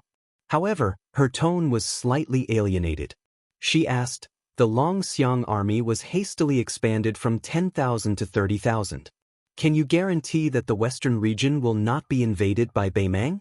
Su Fengnian twitched the corner of his mouth. It was said that there were 20,000 horse gangs besieging Qingcang City for more than 10 days. They could not break through the city and only left 2,000 corpses. In the end, 6,000 horse gangs slaughtered 12,000 horse gangs in 3 days. They chopped off heads until everyone changed to cold knives. In the end, only a few hundred people escaped. Finally, we know what 20,000 people are. They are just 14,000 horse gangs. Master, you may say that these horse gangs are not worth mentioning compared to the regular army. They are not organized and can only fight some contact battles with 700 or 800 people at most. They can win by bravery. If there are too many people, they will show the fatal flaw of not knowing the battle formation. However, according to Northern Liang's spy report, the 2,000 bandits who were the backbone of the 14,000 bandits were the elite cavalry of the Northern Mang Southern dynasty. They were equipped with good horses, bows, swords, and armor. The leader of the army was a senior military officer of the Southern dynasty. The reason why the bandits couldn't withstand a single blow was because the bandits were defeated by Huang Man or herself. Master, are you interested in guessing how many dragon elephant army soldiers Huang Man or had at that time? The bodhisattva with 6 pearls was expressionless. Su Fengnian did not care. He stretched out a hand and answered his own question, only 500. Of course, I don't deny that the Longxiang army is Beiliang's elite cavalry. These 500 are the best of the best. Master, you asked me if I can guarantee that the western region will be protected by Beiliang. The answer is obvious, yes. However, the land of refugees is the focus of Liang Mang's front line. The western region is far away from the main battlefield. Its final ownership and significance of the war is at most a secret troop. No one can be sure when it will be used. It may not even be able to determine the outcome of the war from the beginning to the end. Instead, it may become a burden to the overall situation. Moreover, the deal between you and me was a one-time deal. I support you to control the western region, and you help me to suppress the ancient military town of Fengxiang. Both sides offered a fair price. Therefore, we are both willing and happy to cooperate. Why should I put in extra effort to protect the safety of the western region? The 6-pearl bodhisattva smiled and asked, "How do you achieve great freedom?" Su Fengnian had a strange look on his face. Dual cultivation? Ordinary women would have long been shy, but this esoteric master still had a calm expression and nodded as if he had said a Buddhist principle. Su Fengnian waved his hand without hesitation. I wasn't joking just now. I dare to provoke anyone, but I can't provoke that woman. The six-pearl bodhisattva smiled. I can wait. Su Fengnian smiled. Up to you. The six-pearl bodhisattva walked up the carriage and sat on the other side. He said softly, the art of war emphasizes the combination of the strange and the right. When the Battle of Liangmang started, Liangzhou was the right place, the land of refugees was the strange place, and the western region was the strange place after the strange place. It is not as simple as the king of Bailiang said. If it were any other king of Liang who said that the western region was useless, I would believe it. Bailiang? Since when did Bailiang have the habit of thinking about defeat before the battle? Chapter 1036. Indeed, Su Fengnian secretly promised Chao Wei 10,000 light cavalrymen to rush to the western region. Now that his secret was exposed, no matter how thick-skinned he was, he could not help but feel a little embarrassed. After the embarrassment, he felt a little heavy. She could see that there were many masters in Beimang's southern dynasty. Would they have taken countermeasures early? Su Fengnian looked up at the sky. Although it was said that a man without foresight would have immediate worries, a man with foresight would have even more immediate worries. Now, the general trend of the world, from the height of the imperial court to the distance of Jianghu, was surging with undercurrents everywhere. Su Fengnian and Bailiang were undoubtedly the ones at the forefront when the real storm surged in the future. The girl jumped onto the carriage and sat between Su Fengnian and the bodhisattva of 6 pearls. She had unknowingly caught a yellow four-legged snake in her hand. People in Bailiang called it the stone dragon. The girl held the poor little tail and kept spinning it, not tired at all. The girl suddenly stopped and hung the stone dragon in front of the bodhisattva of 6 pearls. She laughed and asked, Auntie, do you want to play? Murderous intent was everywhere. Su Yanbing, who was driving the horse, coughed softly. Su Fengnian looked down, hoping to be indifferent. The group slowly entered the hinterland of Yuzhou. Because Su Fengnian's 9 absent-mindedness came without any warning, he could only concentrate on it. As a result, he could not pay too much attention to the military and political affairs of Yuzhou, which delayed a lot of serious business. The carriage entered the city of 100 Springs, where the Yuzhou general's official residence was located. The city was famous in Bailiang for having more than 100 springs. It was said that ancestor Lu's sword qi had reached the 9 springs. Of course, Su Fengnian also had an identity certificate, but no one would associate the name on the certificate with the king of Bailiang. After entering the city, they randomly picked a restaurant in the downtown area that was prosperous even when they were not eating. Su Fengnian caught a glimpse of the eye-catching sign on the restaurant's wall. Since he became the king of Bailiang, many related stories surfaced. For a time, he became the first choice of the storytellers to earn money. Not only in Bailiang, but also in Liang and the Central Plains. As for whether it would be good or bad, it depended on the preferences of the local officials and diners. They had to cater to their liking in order to get people to give tips.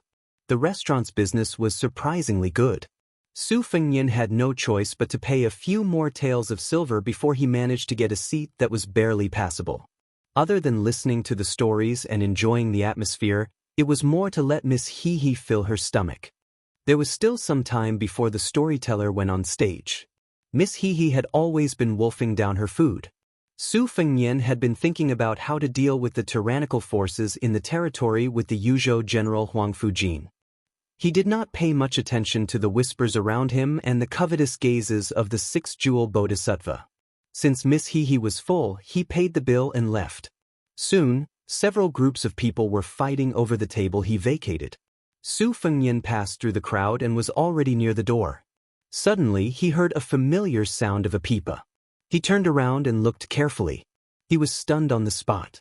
One lantern festival in the city of Liangzhou, there was a pair of grandfather and granddaughter. The blind old man was drinking wine and telling stories. He was talking about His Royal Highness's first trip to Jianghu. The emaciated young girl was holding a poor-quality pipa made of white wood.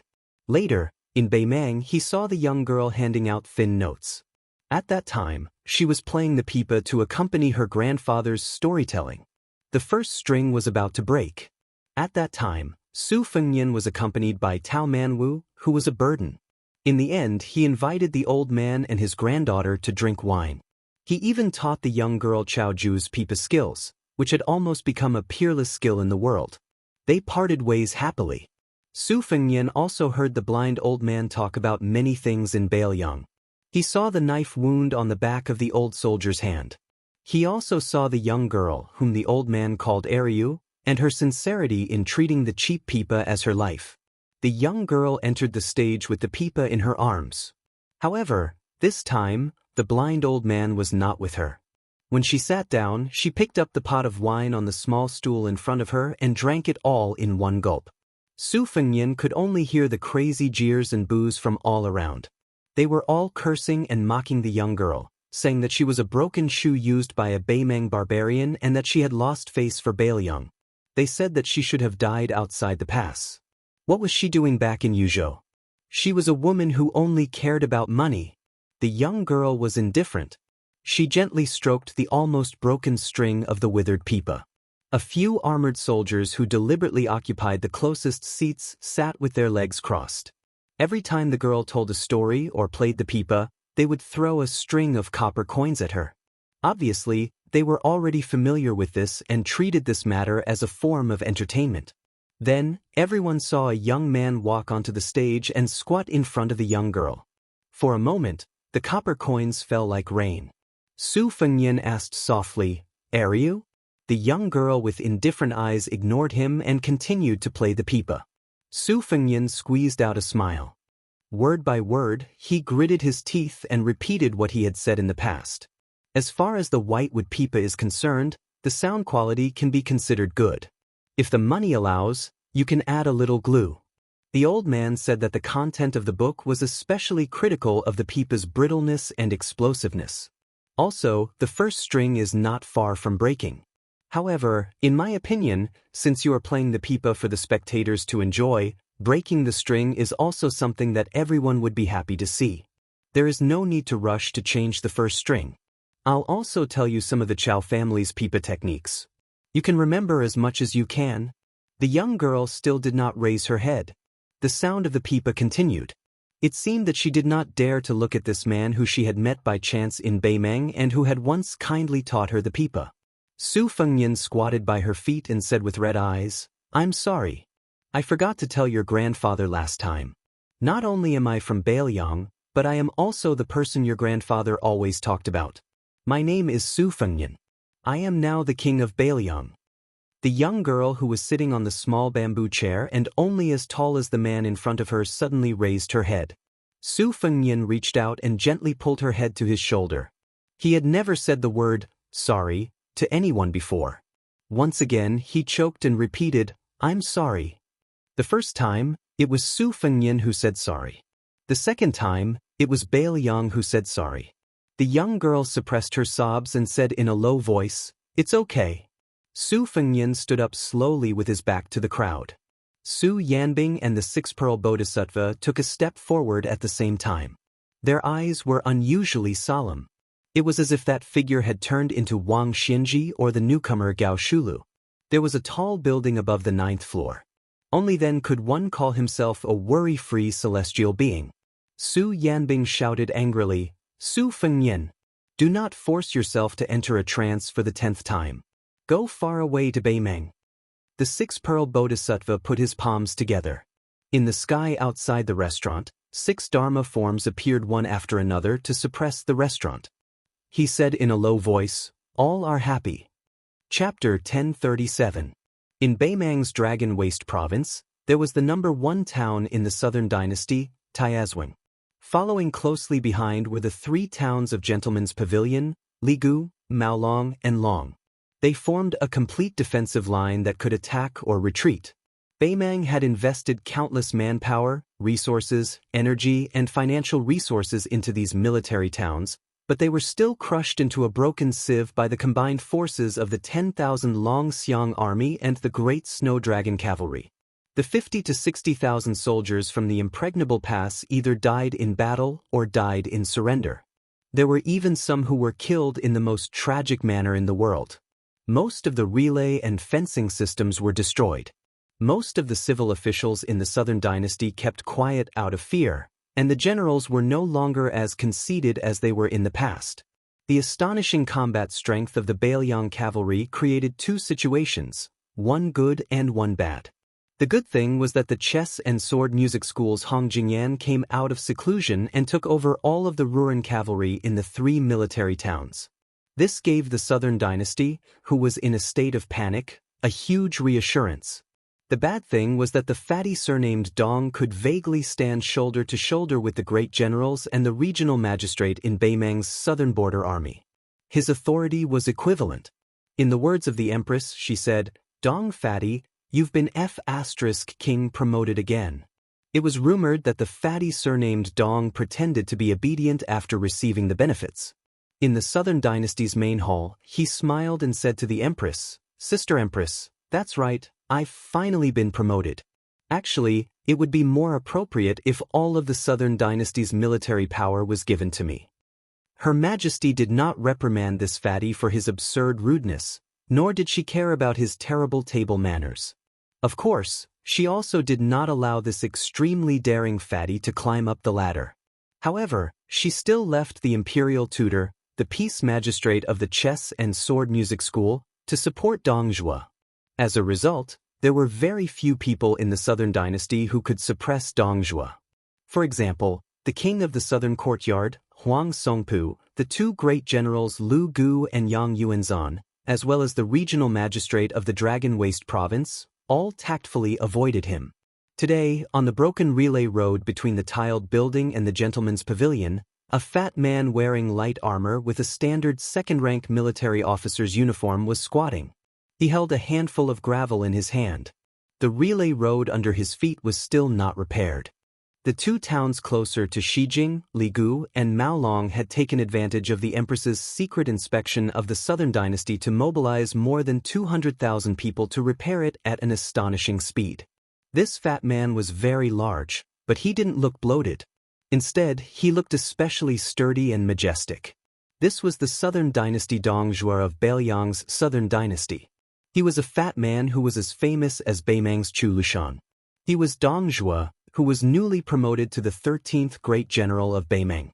The fat man didn't have any bodyguards by his side. He only had a large flock of elite crows that roamed around in an extremely orderly manner. After Dong Zhuo gained power, the first thing he did wasn't to wantonly spend money to recruit soldiers and buy horses to occupy the mountains. Instead, he expanded the only crow flock in Beimang that could contend against the White Horse Scouts of Bailiang. According to the conservative estimates of some people, the original 1,000 crows had doubled in number without losing much of their combat strength. Dong Zhuo habitually talked to himself. When Dong Zhuo was still a little fatty, he was often mocked and ridiculed by others. This youth did not have any friends, and no one thought that he would have a bright future. Thus, Dong Zhuo could only talk to himself. Over time, he liked to talk to himself. After joining the army, his behavior became more and more intense. Every time a battle ended, he would go and talk to the dead. It was hard to imagine that such an unreasonable freak could rise so quickly in the imperial court of the Southern Dynasty. Fatty Dong was talking to himself, mumbling something about how the old man was unwilling to resign from the title of king of the South Courtyard. He was paving the way for Hong Jingyan. "You stubborn old man, are you really unwilling to hand it over to me even if you were beaten to death? I'm not someone who holds grudges. Besides, we're not at the point where we can't live under the same sky. What are you, Huang Songpu, afraid of? Don't tell me you want to sell the chess and sword music school a big favor in exchange for a peaceful old age?" Dong Zhuo tilted his palm, allowing the gravel to slide down. He sighed. He really did miss his eldest daughter-in-law and his youngest daughter-in-law. However, his eldest daughter-in-law, who was a princess, was currently in a state of chaos. She had to go and stabilize the situation. His youngest daughter-in-law was always thinking about revenge against the new Prince Liang. She was not as cheerful and lively as before. Fortunately, he had a servant girl by his side, which made the haze in this fatty's heart dissipate. Dong Zhuo turned his head, his eyes gentle as he looked at a little girl who was leading a bright red pony in the distance. She was Tao Manwu. She was the orphan of Tao Qianji, who had become sworn brothers with Dong Zhuo after he joined the army. Dong Zhuo did not have any children for the time being, so he wanted to spoil this little girl wholeheartedly. He had even told his two daughters-in-law that even if he had children of his own in the future, he would most likely not dote on them as much. His eldest daughter-in-law had always been kind and understanding. His youngest daughter-in-law, who had entered the Dong family a little later, was so angry that she did not let him sleep in bed for half a year. Dong Zhuo looked at the pitiful Tao Manwu. The little girl, who seemed to be carved from jade, seemed to be humming a little tune. That pony was a playmate that Uncle Dong had found for her. She had always been reluctant to ride it. This time, following Uncle Dong to the south, even the young pony would be able to ride in the spacious carriage. Dong Zhuo stood up, wanting to talk to young Manwu to relieve the boredom. Suddenly, he saw the little girl suddenly turn sideways, staring blankly in a direction. The extremely sensitive Dong Zhuo narrowed his eyes and followed her line of sight. He did not see anything. This fatty was confused and could not figure out what was going on. He did not think too much about it and hurriedly ran over to the little girl. He saw young Manwu raise her arm to wipe her eyes. They were a little red and swollen. He did not know if it was because she had cried or because of the rough wind and sand. Dong Zhuo crouched down and asked gently, "What is it?" The little girl's line of sight shifted slightly, and she shook her head vigorously. Dong Zhuo had been with her day and night. How could he not know that she was lying? But what did it matter? Young Manwu did not want to talk, so Dong Zhuo did not ask. He just pressed the tip of his nose with his thumb and made a pig's head to amuse her. The little girl reached out to take Dong Zhuo's finger and helped him rub his face. She said in a serious tone, "Uncle Dong, those big brothers called Crow Palanzi all said that you have become a high-ranking official. You must not fool around anymore." Dong Zhuo laughed and said, "It does not matter. Even if one day Uncle Dong is too old to ride a horse and can't lift a spear, you will still make a face at young Manwu." Tao Manwu squeezed out a smile and glanced into the distance. She said softly, "Uncle Dong, I want to sing that song. Do you want to hear it?" Dong Zhuo laughed heartily. He carried Tao Manwu on his broad shoulders and sat her down. The little girl hummed loudly, "The green grass grows next year, the wild geese go and come back. The spring breeze blows this year, will the young master return? The green grass is green on the green flagstones, the man in green on the green flagstone bridge, humming a Jinling tune. Whose daughter lowers her head and smiles? The yellow leaves fall this year, year after year. The autumn wind rises next year, will the wife be there? The yellow flowers flow in the yellow river, the yellow flowers in the yellow river city, fluttering yellow butterflies. Whose son's knife is in the scabbard?" Dong Zhuo sighed in his heart. Young Manwu was probably missing the young master who could not tell whether he was an enemy or a benefactor.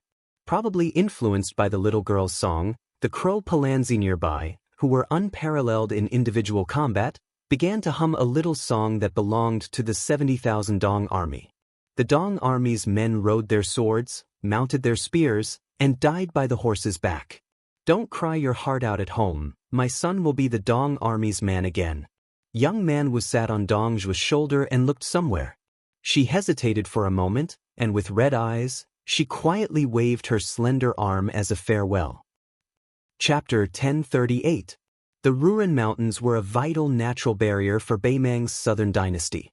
With Mount Bubang as its core, it also had 3 military towns, Ruoxian, Laohuai, and Wuchuan.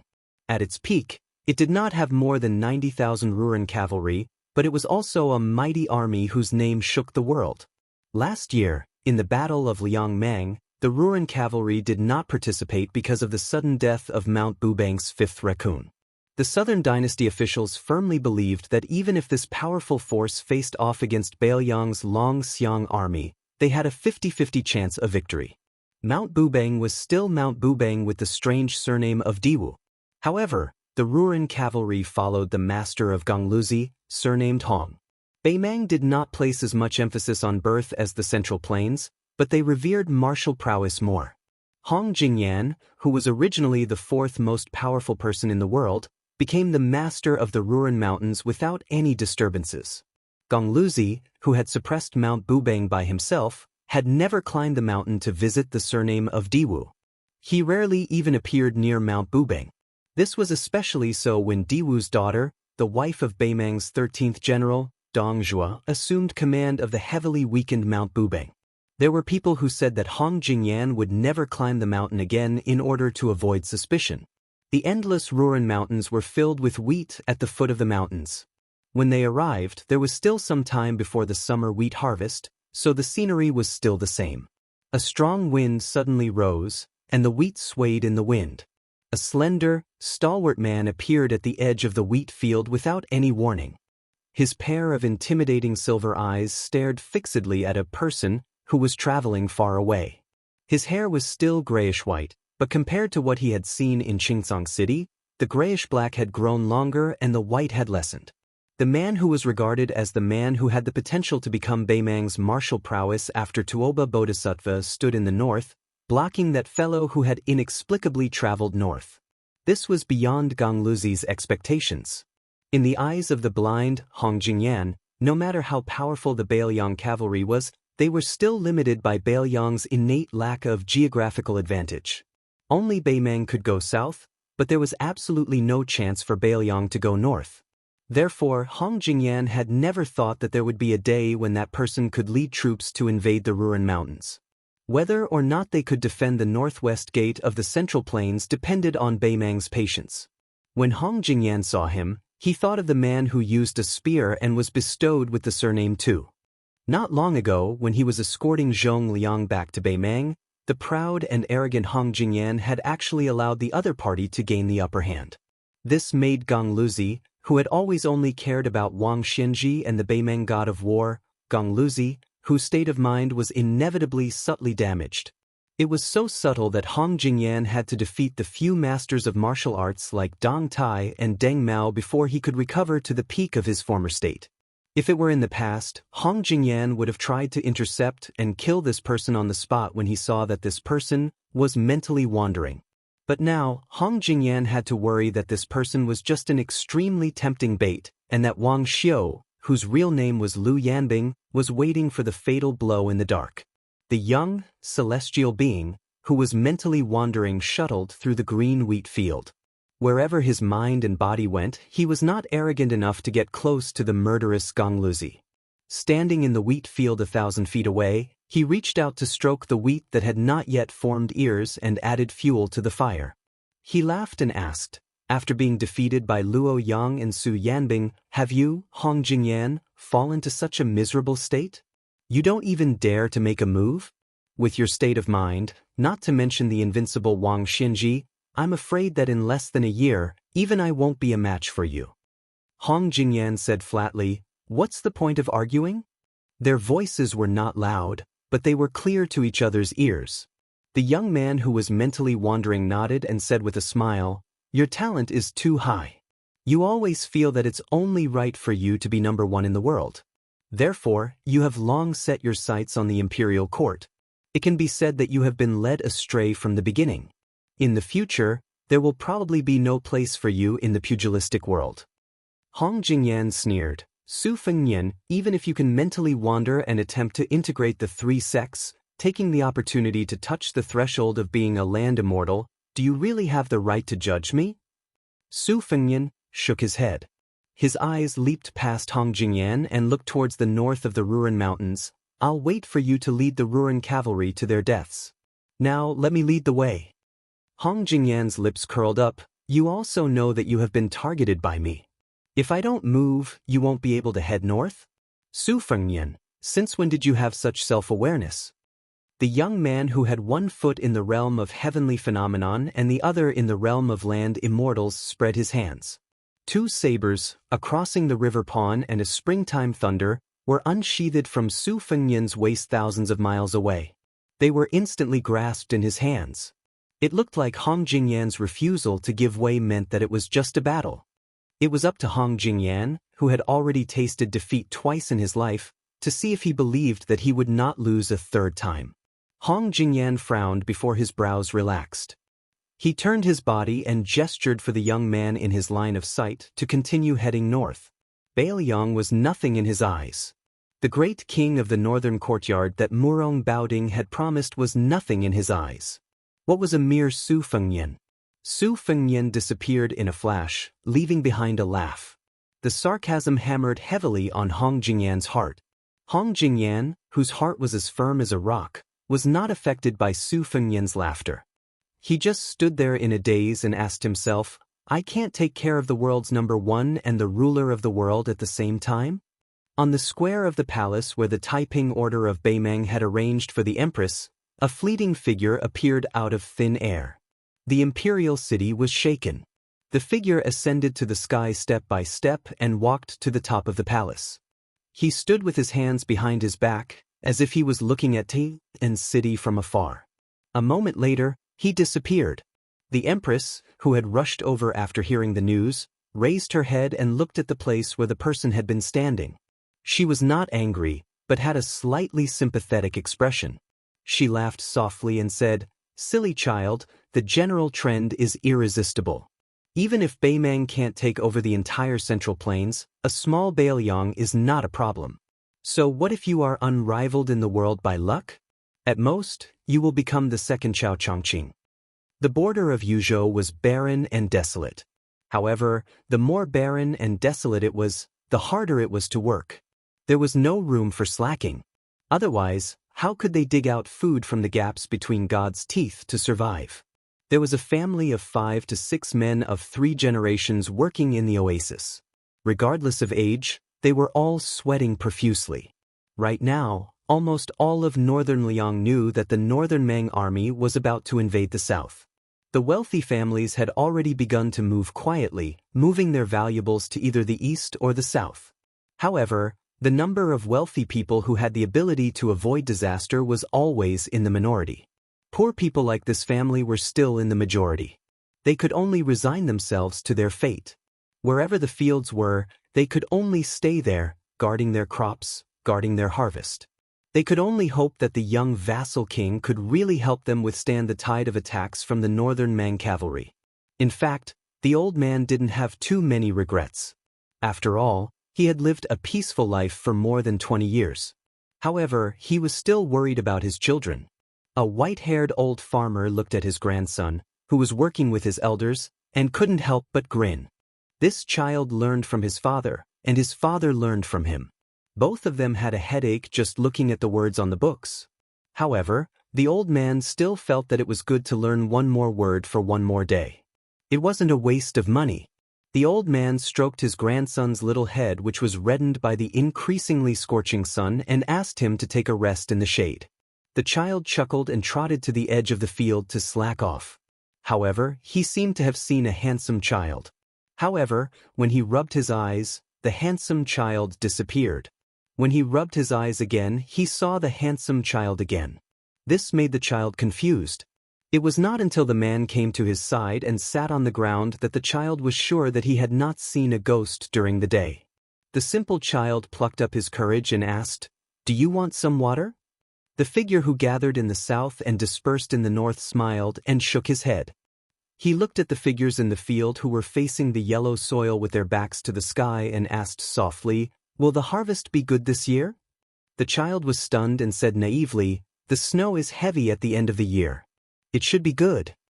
The child smiled and asked, "Did anyone in your family join the army?" The child said embarrassedly, "No. My father wanted to go before, but he wasn't chosen."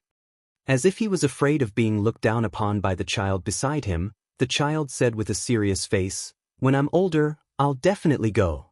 I'll kill the northern barbarians and earn a lot of money to send home.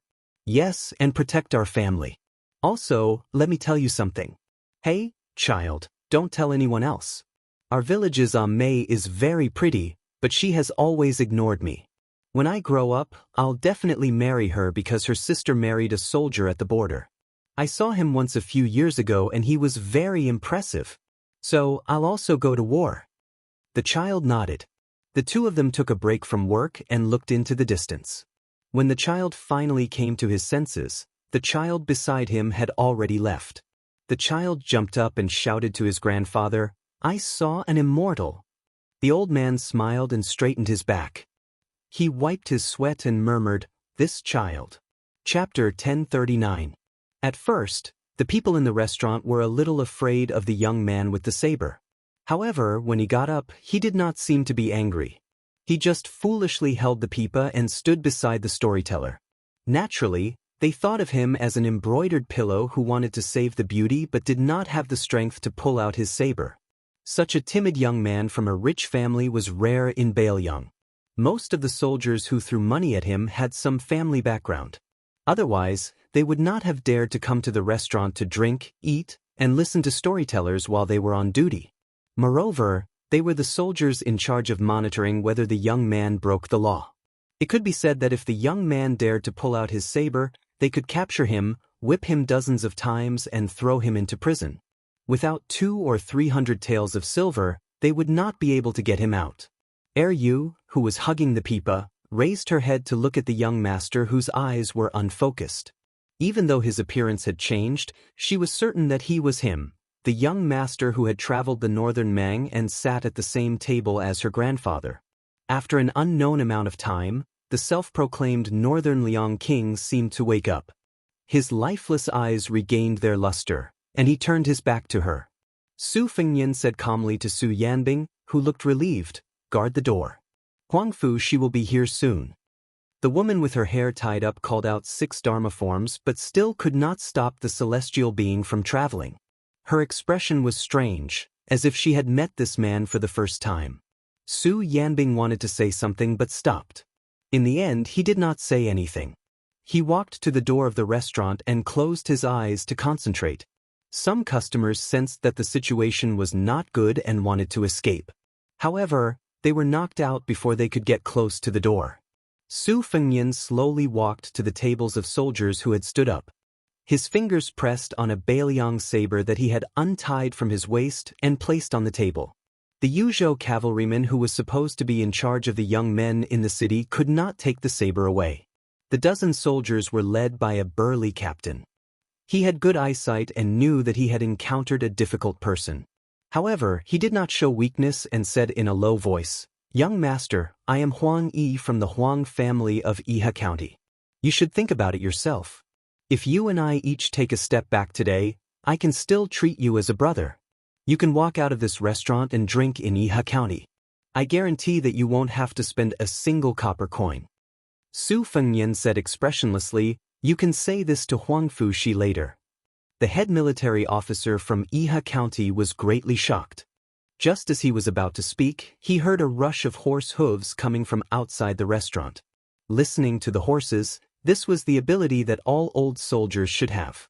Although this head military officer was domineering, he was not careless in his battle formation and martial arts.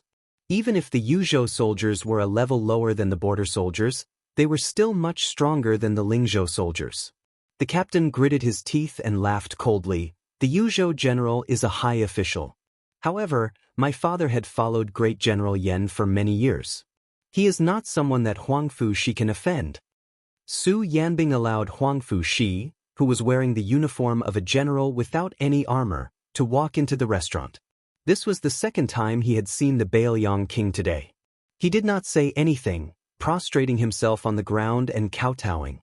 Su Fengnian raised the ordinary Baelyang blade. Ignoring the restaurant full of shocked customers, he walked in front of Huangfu Shi and asked, "I will only ask you one thing. Do you know about the restaurant?" Huangfu Shi lay on the ground and said with a trembling voice, "The official residence is only 3.5 streets away from here. I have heard about it. However, as the Yuzhou general, I only dare to manage the military affairs of a province. I do not dare to cross the border and interfere with the government affairs of a province." Su Fengnian smiled. "You are truly a competent general who abides by your duties. This king can't be worried about handing the military power of Yuzhou to you." The Yuzhou general, who was of primary 3rd rank and had power that could not be any more powerful, lay on the ground without daring to breathe loudly. Su Fengnian extended a leg and directly stepped on Huangfu Shi's head that was pressed against the cold ground. With a bang, the nearby spectators all saw blood flow out from where the Yuzhou general's face touched the ground. However, This general who had once appeared on the stage at the great reading of the gourd in early spring still did not move. Su Fengnian looked coldly at the back of Huang Fuxi's head and muttered to himself, "I have given you power. Since you do not dare to offend people, this king can do it himself." Su Fengnian suddenly extended an arm. Before Huang Yi, the commandant who did not have the time to kowtow to the king of Bailiang, his robust body was involuntarily pulled forward and he stumbled. The Bailiang blade was unsheathed and a head appeared on the ground. Su Fengnian casually pushed away the headless corpse that was falling forward.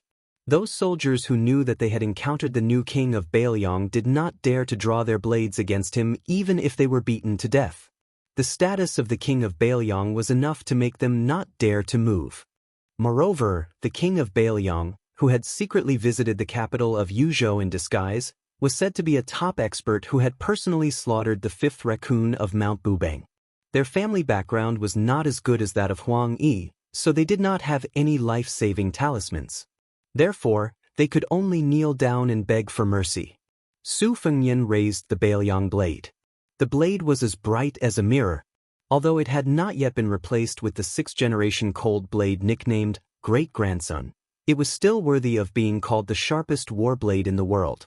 As Su Fengnian's 2 fingers swiped across, the heads of those kneeling soldiers fell to the ground one by one. Including Huang Yi, who was the first to suffer, the 16 soldiers were all dead. Su Fengnian sheathed the cold blade in his hand and tossed it to Huang Fujin's side. In passing, he said, "You can continue to kneel." Then he said to Su Yanbing, "Call in Yozhou's Deputy General Lidian." A young and strong general quickly walked into the restaurant and knelt near Huang Fujin. He did not dare to look at the dismembered corpses on the ground, nor did he dare to look at the crowd of kneeling customers.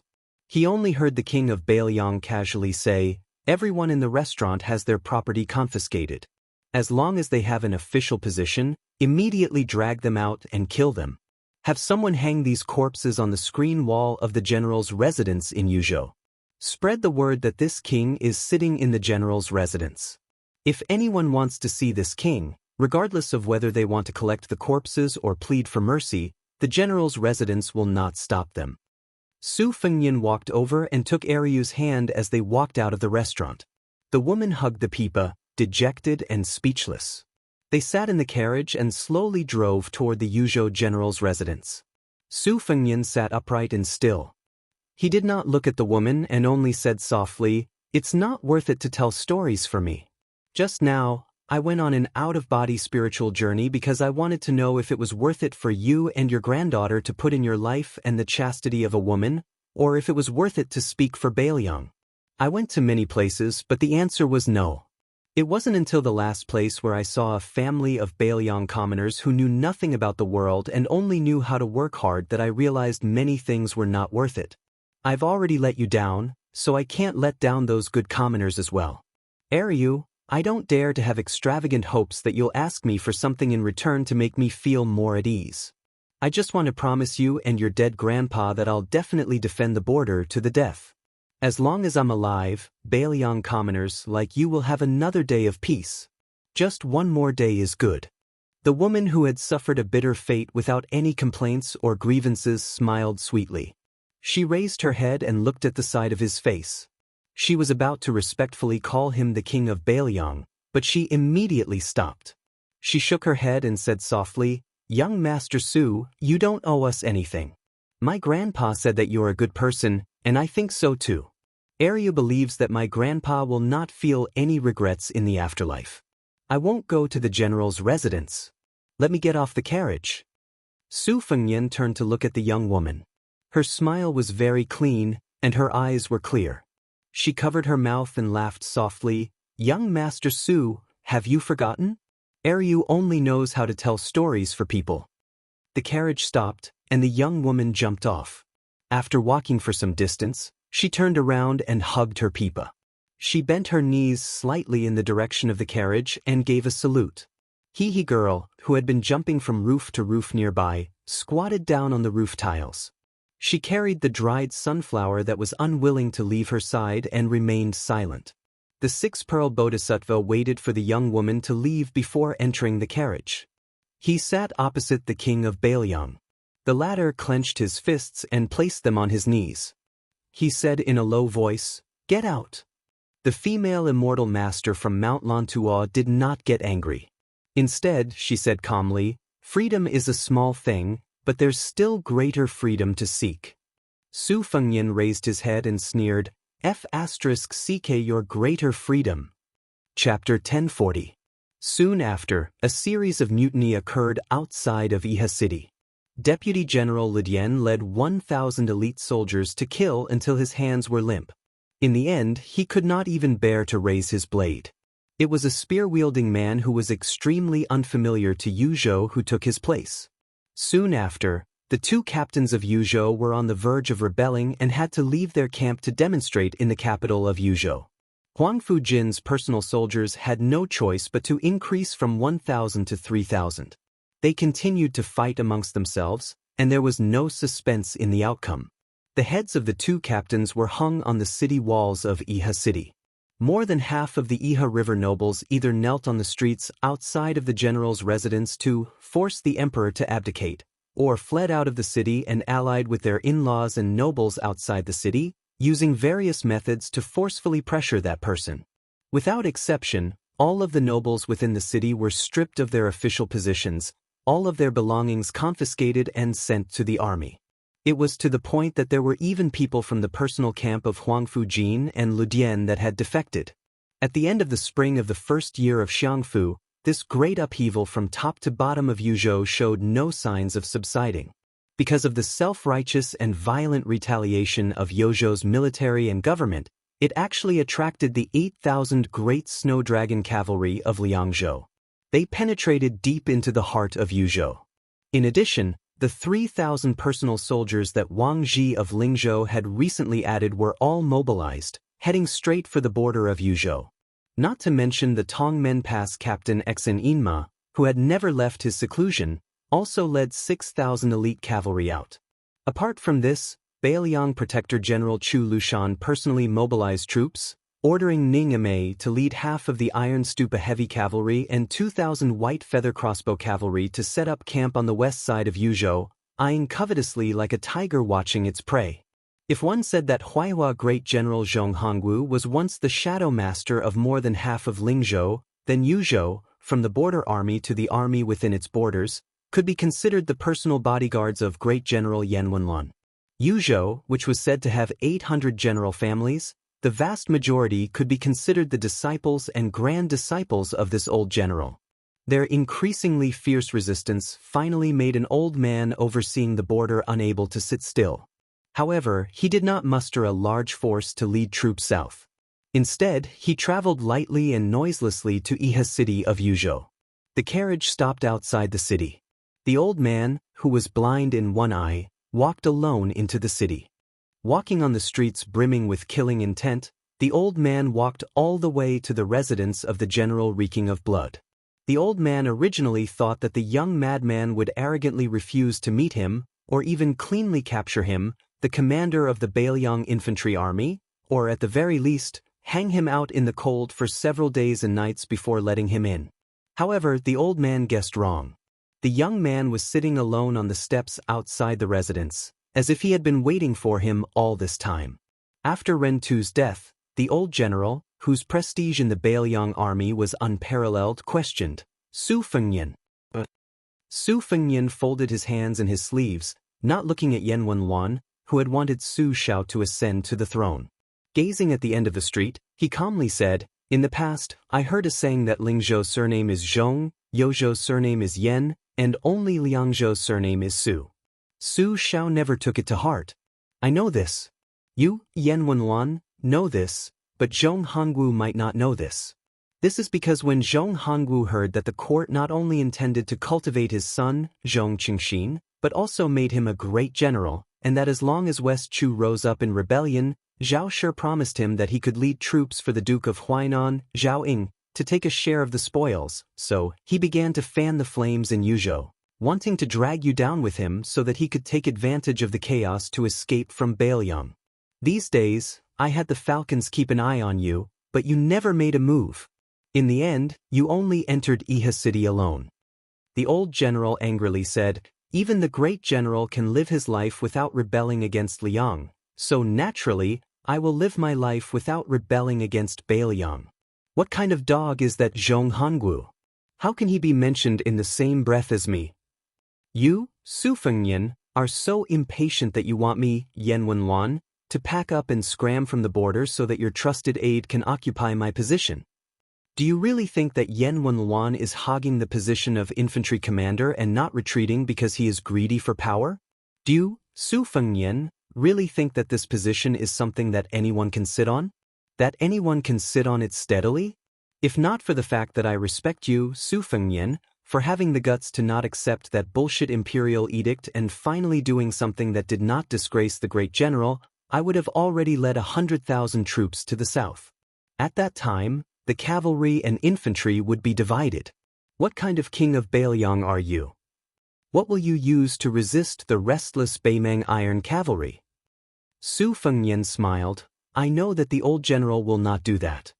The old general was so angry he almost wanted to act and slap this cunning brat to death. Su Fengnian patted the steps beside him and indicated for the old general to sit down and chat. Yan Wenluan snorted coldly. Su Fengnian did not insist and continued, My master and Bai Yan have fought for the latter half of their lives. Does the old general know what my master admires the most about Zhang? When Li Shan was mentioned, Yan Wenluan's emotions calmed slightly. In the entire world, Li Shan was the most worthy of Bailiang. While Yan Wenluan was the backbone of Yang Kai Zhao Changling's faction, she did not show any disrespect to Li Yishan who did not work together due to their different paths. Su Fengnian said softly, It is not that Zhang Julu made the Zhao family prosper as old general imagined. It is not that he held the power of the court alone, but before he rose to power he moved his parents and family to Great Peace City. He did not give anyone a chance to criticize Zhang Julu. Because this grand secretary knew back then that as long as he became the head of the officials in the world, no matter how clean he was, he still had his family, relatives, and children. Once the two sides were thousands of miles apart, there would be people who would use his name to do whatever they wanted. Even if everyone in the court could only criticize silently and not accuse him, the spirit that supported Zhang Julu's rule of the world would weaken. So this is what my master admires the most about Zhang Julu. Looking back at our Bailiang, Su Shao, my master did not expect all of you to have the breadth of mind and vision of Zhang Julu. Before Su Shao died, he was still worried and told me to have a tolerant heart, to tolerate other people making mistakes. In the past, I did this. In the Lingzhou officialdom, I endured and did not kill anyone, not one. Yan Wenluan's expression was still gloomy, but it was a bit better than before. Su Fengnian continued, minding his own business, but I realized that Su Shao was not wrong, but he was not completely right. The Bailiang under our feet belongs to the Su family in name, but in the end, it belongs to the people of Bailiang. I, Su Fengnian, actually do not mind how you disregard the law and discipline. As long as you fight for my Su family on the battlefield, it is enough. I can be the king of Bailiang with a clear conscience. Who knows, I might even be able to leave my name in the annals of history. Not to mention the official history, perhaps there will be a few good words in unofficial history. Everyone says that since I put my head on my belt to conquer the world, then I deserve to rule the world. I, Su Fengnian, did not say that you should not enjoy life. But enjoying life is not wrong, right? Cherishing life is not a bad thing, right? Old General, why don't you and I just treat it as speaking with conscience to Su Shao? Yuzhou, Lingzhou, and Liangzhou, how many of these generals treat the common people as human beings? I did not stay behind closed doors at Mount Qingliang and make sarcastic remarks. Instead, I personally walked around Yuzhou and only then did I walk step by step to Yihe City. In truth, I would like to say to all the officials of the Northern Liang Path, whether you relied on your own abilities to become an official or relied on your parents' contributions to become an official. If you want to enjoy life, then go ahead and enjoy it. Don't harm others too much. However, these words cannot be made known to the public. Moreover, even if I said these words to Zhong Hongwu with all my sincerity, he would only think that it was an unfunny joke. What could I do? He sought his own death, so I could only let him die. Oh, that's right. The one who reported Zhong Hongwu was none other than the county chief of Longqing County, his son, Zhong Qingxin. Yan Wenwan's expression was uncertain. Su Fengnian gazed into the distance and bit his lip. Not being able to manage Yuzhou well is Huang Fuxi's fault, as well as your fault, old general. Of course, if we are unable to defend Bailiang in the future, in the end, it is still my fault. The old man hesitated for a moment, then walked up the steps and sat down a few steps below Su Fengnian's feet. Su Fengnian suddenly smiled and said, I heard Su Xiao say that back then, old general dreamed of riding a horse, just like how you entered the imperial city of northern Han, swaggering into the imperial palace of Great P City. The old man with his back to the king of Bailiang cracked his lips into a soundless smile. Su Fengnian said softly, Old general, you can forget about this. However, a few days ago, I entered an out-of-body state and traveled to the imperial palace of Beimeng. That place is not much inferior to Great P City. Old general, why don't you take a step back and settle for the next best thing? Let's strive to ride a horse there and raise the whip? Yan Wenwan turned his head and asked, Truly? Su Fengnian replied with a smile, I only have this thought. As for whether or not I have the ability, old general, do you truly believe that I can do it alone? Yan Wenwan stared blankly for a moment. He lowered his head and cursed, Motherfucker, he's just like the great general when he was young. Back then, he lied to me and said that as long as I followed him, I would be able to ride a horse until my butt was polished clean. This old man really foolishly took the bait. Yan Wenwan paused for a long time and then raised his head to look at the sky. He murmured, But the great general did not lie to me, did he? The old man retracted his gaze and suddenly stood up. He said gravely, If that day really comes, even if I, Yan Wenwan, am too old to ride a warhorse, I hope that the king of Bailiang can have someone carry me there. If I am already dead, since the king of Bailiang has agreed to carry the coffin for that old soldier of the fish drum camp, Xu Yongguan, then you would not mind carrying the coffin for Yan Wenwan once, right? Su Fengnian also stood up and said calmly, Su Fengnian thanks old General Yan. The old man walked down the steps and turned around to face Su Fengnian. He raised his hands and shouted, Cavalry of the fish drum camp, Yan Wenwan, Xu Yongguan, and his comrade, greet the king of Bailiang. The old man then turned and left. He left the Yi River, Yuzhou, and headed for the border. Su Fengnian sat back down on the steps and rubbed his cheeks. Su Yanbing, who was beside him, said emotionally, At the Battle of the Western Wall, the fish drum camp only had 16 men left. Even I did not know that Yan Wenwan was one of them. Su Fengnian nodded and said, Su Xiao did not mention it. Su Yanbing said, Beimeng, why don't you count me in? Su Fengnian laughed and said, It is not like we are snatching a wife. What is there to snatch? Su Yanbing dismissed it with a laugh. He sat down near the king of Bailiang. His eyes were firm as he said slowly, Don't worry. With you here, Bailiang will have more than 300,000 cavalry.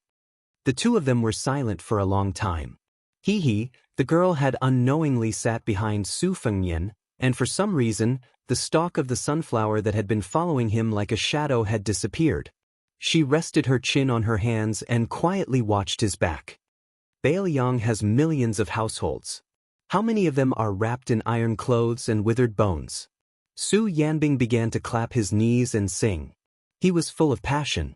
Which young man did not envy the green-robed man who walked the Jianghu with a sword?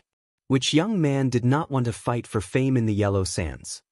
Good man, do not say that the heroes of the world have fallen into your trap. Little lady, don't hide your feelings of adoration deep in your stomach. Come, let's see who is beating the beauty drum. Come, let's see who is the butcher of the Yang realm. Come, let's see who will fight for the throne with me. #fight for the throne. Chapter 1041. 3 chapters, 17,000 words. The next chapter will be around noon. The spring rain in Great P City had just stopped, and the entire capital seemed to have become much cleaner. No matter how noisy the court was, that was the business of the officials. The common people had to eat and sleep, and most of them had to obediently live their days of waking up early and sleeping late. However, there were some who had nothing to do. However, these people who had been belittled as playboys were also divided into 3, 6, and 9 classes. Those who had the ability to play with courtesans were the first class. Those who played with famous horses and antiques were the second class. Those who were slightly worse off would go play with handmade walnuts. At the very least, they would get a few fish and insects to keep up appearances. However, there was a young man who lived in a shabby alley in the southwest corner of the capital. He was completely out of class. However, since he lived in an alley where the common people lived, it would be strange if he could play with good things. If he wasn't reincarnated well, then he had to accept his fate, right? This young man was like the other common people in the capital with the surname Zhang. He had been given one of the most famous surnames in Liang, but he couldn't have any great prospects. He didn't do any proper business all day. Other than borrowing money and drinking with women, he only knew how to wander around aimlessly with a pigeon whistle. He couldn't even afford to raise a decent pigeon. If this was in Great Pea City, it would be called that you had to pay attention to the poor even if your face was swollen. Even the poor people who didn't pay attention to anything were disdainful. Zhang Bianguan was this kind of prodigal that everyone looked down on. In the eyes of the neighbors, this guy was lucky that he had accumulated some good fortune in an unknown lifetime to be able to marry a beautiful wife. Zhang Bianguan never knew how to be content. He still refused to stay at home and roll in the sheets with his wife. He only knew how to run outside every day, leaving early and returning late, going out empty-handed and returning home empty-handed. As time went on, even the kind-hearted old neighbors gradually became too lazy to pay attention to him. Not long ago, Zhang Bianguan seemed to have been beaten by someone. His nose was badly bruised and his face was swollen. It had only gone down in the past few days, but he was still laughing and joking around. He greeted everyone he met with a smile, calling uncle and aunt attentively, not caring if other people paid attention to him or not. As the weather got hotter and hotter, Zhang Bianguan wore cooler and cooler clothes. The time Zhang Bianguan spent away from home also grew longer and longer. After all, the capital was so big, how could there be a lack of young women on the streets? As dusk approached, Zhang Bianguan wandered back to Squinta Street not far away. He heard the sudden and melodious chirping of pigeons above his head. He habitually raised his head and smiled. There was an old pigeon bell wrapped in green silk on his wrist. He had been playing with it all year round. He just stared blankly at the sky with narrowed eyes. For so many years he had been ridiculed as someone who couldn't even eat leftovers and step on dog shit. No one knew what he was thinking. Anyway, no one was interested. Those who had a general understanding of his temperament only knew that this useless coward probably still wanted to play, but he didn't dare to accompany the rich to play in those high-class snowy places. In the end, he could only look at those dead things that didn't cost money. The colorful attics, the gray and unknown alleys, the Chongwu Gate that brought soldiers, the Chaoyang Gate that brought grain, the Dingshan Gate that brought wine, and the stone Qilin that squatted on the drum tower for a few years after Liang established the dynasty. The chirping of the pigeons drifting in the sky began and ended. Zhang Bianguan reluctantly withdrew his gaze, feeling that it was still early and not yet time to go home. After thinking for a while, he ran to the side of the Lock Dragon Well on Squinting Street and squatted beside it. This ancient well had been dry for a long time. Beside the well, there was a judge made of yellow mud bricks. According to the rumors in the marketplace, Li Yang suppressed the water in the world with fire. This clay statue was as tall as a person, sitting with its chest and stomach exposed, and laughing with its mouth open. Every mid-autumn, the common people would add firewood to the fire, and flames and smoke would rush out from the mouth and nose of the clay judge. Zhang Bianguan squatted beside the well as usual at the foot of the clay statue, occasionally raising his sleeve to wipe the corner of his mouth. A few days ago, he was beaten up quite badly by a group of people. They probably mistakenly thought that Zhang Bianguan's father was about to lose his power and that it was time to teach this bastard a lesson that disgraced the aristocratic families of the capital a lesson. However, after satisfying his craving with punches and kicks, he discovered that the weather in the Liang imperial court was still the same. This brat's father was even more ruthless for the first time, beating up a large group of people until they cried for their parents. As a result, The people who relied on these groups of people to eat and drink immediately hid. They didn't even have the guts to apologize to Zhang Bianguan. Later, they trembled in fear for a good half of the day and didn't even wait for the slightest bit of revenge. Only then did they all let out a collective sigh of relief. They gathered together and increasingly mocked this person surnamed Zhang for being a big piece of trash. He had a father that they couldn't even pray for even if they burned incense and prayed to Buddha. He didn't know how to use the tiger's skin to enjoy his life. He deserved to be treated like a pile of rotten dog shit that even stepping on would dirty his shoes. Zhang Bianguan's only strong point was that his mind wandered thousands of miles away. When he suddenly discovered that there was an elegant young man beside him, he glanced at him and didn't say anything. After waiting for a long time, he finally smiled and asked, "You really didn't come to beat me to vent your anger?" The scholar-like scholar smiled and shook his head. "How would I dare to beat up the son of the Grand Secretary? Besides, if we really fought, I wouldn't be your mash. Why would I bring shame to myself? Even if you didn't fight back and let me beat and scold you, I would still be treated as an amusing fool by you." Zhang Bianguan made a sound of surprise. "So you're actually a sensible person? You're not from the capital, are you? With your eyesight, if you're from the capital, you wouldn't even come to see me." The scholar asked, "You admit that you're a smart person?" Zhang Bianguan sneered and said self-deprecatingly, "I'm considered a smart person? Then what would my father be?" The scholar nodded and said, "That's right." Zhang Bianguan lay on the mouth of the well and gazed at the dark and bottomless mouth of the well. He no longer paid attention to this unknown scholar who was boring once he understood things. The scholar leaned against the mouth of the well and said faintly, "I know you like to see the scheming in the palaces and pavilions because they only complement each other. Compared to the harm between people, they are much more amiable and lovable. I also know that when you left the Zhang Fu to set up your own household, you planted a peach tree at home. The people of Great Peace City all like to have trees in their yards. Pomegranates that give birth to many children, jujube trees that give birth early, persimmon trees are also common, but there are no peach trees because the character for peach sounds like escape and is inauspicious. Great Peace City is the root of Liyang. If the tree is moved, it will die. Where can the people of Liyang escape to without Great Peace City? You, Zhang Bianguan, are not stupid. You planted it for your father, but your father, the Grand Secretary of Liyang, ignored it.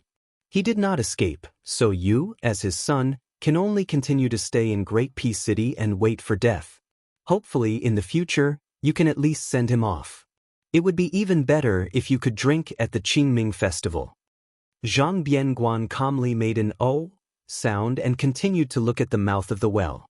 The scholar smiled slightly and said, "You must have guessed that I am that Sun Yin who came from Bailiang to ask Tantanon for an official position." Zhang Bianguan turned his head. "Sun Yin, is it? Then tell me, what exactly is that stone Qilin on the drum tower silently watching the world for hundreds of years waiting for?" Sun Yin had already quietly entered the secretariat and successfully attached himself to the towering tree that was Tantanon. Although he was just a small official, since he had entered Master Huan's discerning eye, wasn't his meteoric rise just around the corner? The few people who understood this point long ago, but the vast majority of muddle-headed people would not remain muddle-headed. Sun Yin met the blue-eyed young son's gaze and shook his head. "How would I know what a stone Qilin is waiting for? In any case, it's not waiting for the wind to blow and the smoke of war. In the end, the people are in a terrible situation. If it's only exchanged for people wearing dragon robes, is it fun?" Zhang Bianguan laughed and stroked his stubbled chin. "It's not fun." Zhang Bianguan sat shoulder to shoulder with Sun Yin. He stretched his neck, exhaled, and then inhaled again. Only then did he chuckle and raise his wrist to show Sun Yin the simple and unadorned pigeon bell. He said, "In the past, I received a pigeon as a gift from someone. It's a first-class item, black with a hint of purple. Compared to the king of Bailiang, Su Fengyan's falcon, the price is not much different. At the time, my father had not yet become the Grand Secretary, only a third-rank official. My father came to find me, but he didn't scold me. You should know what kind of person my father is. Scolding others would be flattering you. Other than Master Huan, He has almost never scolded anyone in his life. He asked me, "This pigeon is my father's current net worth. What kind of thing are you, Zhang Bianguan, to be worth this price? Are you stupid, or are you really stupid?" That year, I was 14 years old. In a fit of anger, I returned the pigeon to someone. That person, in front of me, said with a smile that he didn't have the habit of taking back gifts. Afterwards, he used his hand to strangle the pigeon to death. And he was the current crown prince, His Highness, Zhao Zhuan. From that day onwards, I swore that I would never mix with these people again. I would rather listen to the creaking sounds of small doors opening than listen to them flattering each other. I would rather look at those dead objects that no one cares about than look at those children of influential families whose farts can be sold as gold and silver. Over time, no one liked to take me out to play. I was also happy to be alone in peace. When his father, Zhang Julu, was mentioned, Zhang Bianguan couldn't help but sink into contemplation. Chapter 1042. He still remembered that after his father had distinguished himself in the Hanlin Academy, his grandparents had moved from their old home to the city. During the hot summer months, the two elders especially liked to lie on the rattan chairs under the shade of the trees and help their grandchildren fan themselves. Fan after fan, fan after fan, summer after summer. As they fanned, only his grandmother was left. After that, they were all gone. Their father also did not observe filial piety. The court was even more impatient than the civil official who was his son. They directly issued an edict to revive him. Their group of children did not find anything strange from their father's face. Zhang Bianguan clearly remembered that at that time, in Tang and city, the streets were filled with rumors. Everyone said that their father did not care about being a person in order to become an official. However, as their father's official hat grew bigger and bigger, the voices became quieter and quieter until no one mentioned it anymore. He, Zhang Bianguan, had not done anything for many years. Compared to his eldest brother and second brother, he had left home later. However, he saw the family matters more clearly than his two brothers. Since when did the Zhang family's family matters become the same as the matters of Jing and the world? Zhang Bianguan's expression was lonely. The back of his head rested on the mouth of the well as he looked up at the dusky sky. When he was young, there was a lion bridge not far from the Fu. Once, when the family went out to play, their father had them count how many stone lions there were on the bridge. Eldest brother was the most like their father. He was serious in everything he did and counted in a methodical manner.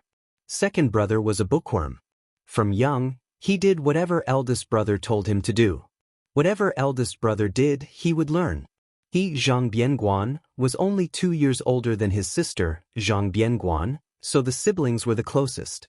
Taking advantage of the time when their parents returned home, he took his sister to the frozen river under the bridge to play. When they were tired and saw that his eldest brother and second brother were still there foolishly counting, Zhang Bianguan ran directly to the omniscient Uncle Huan to ask for an answer.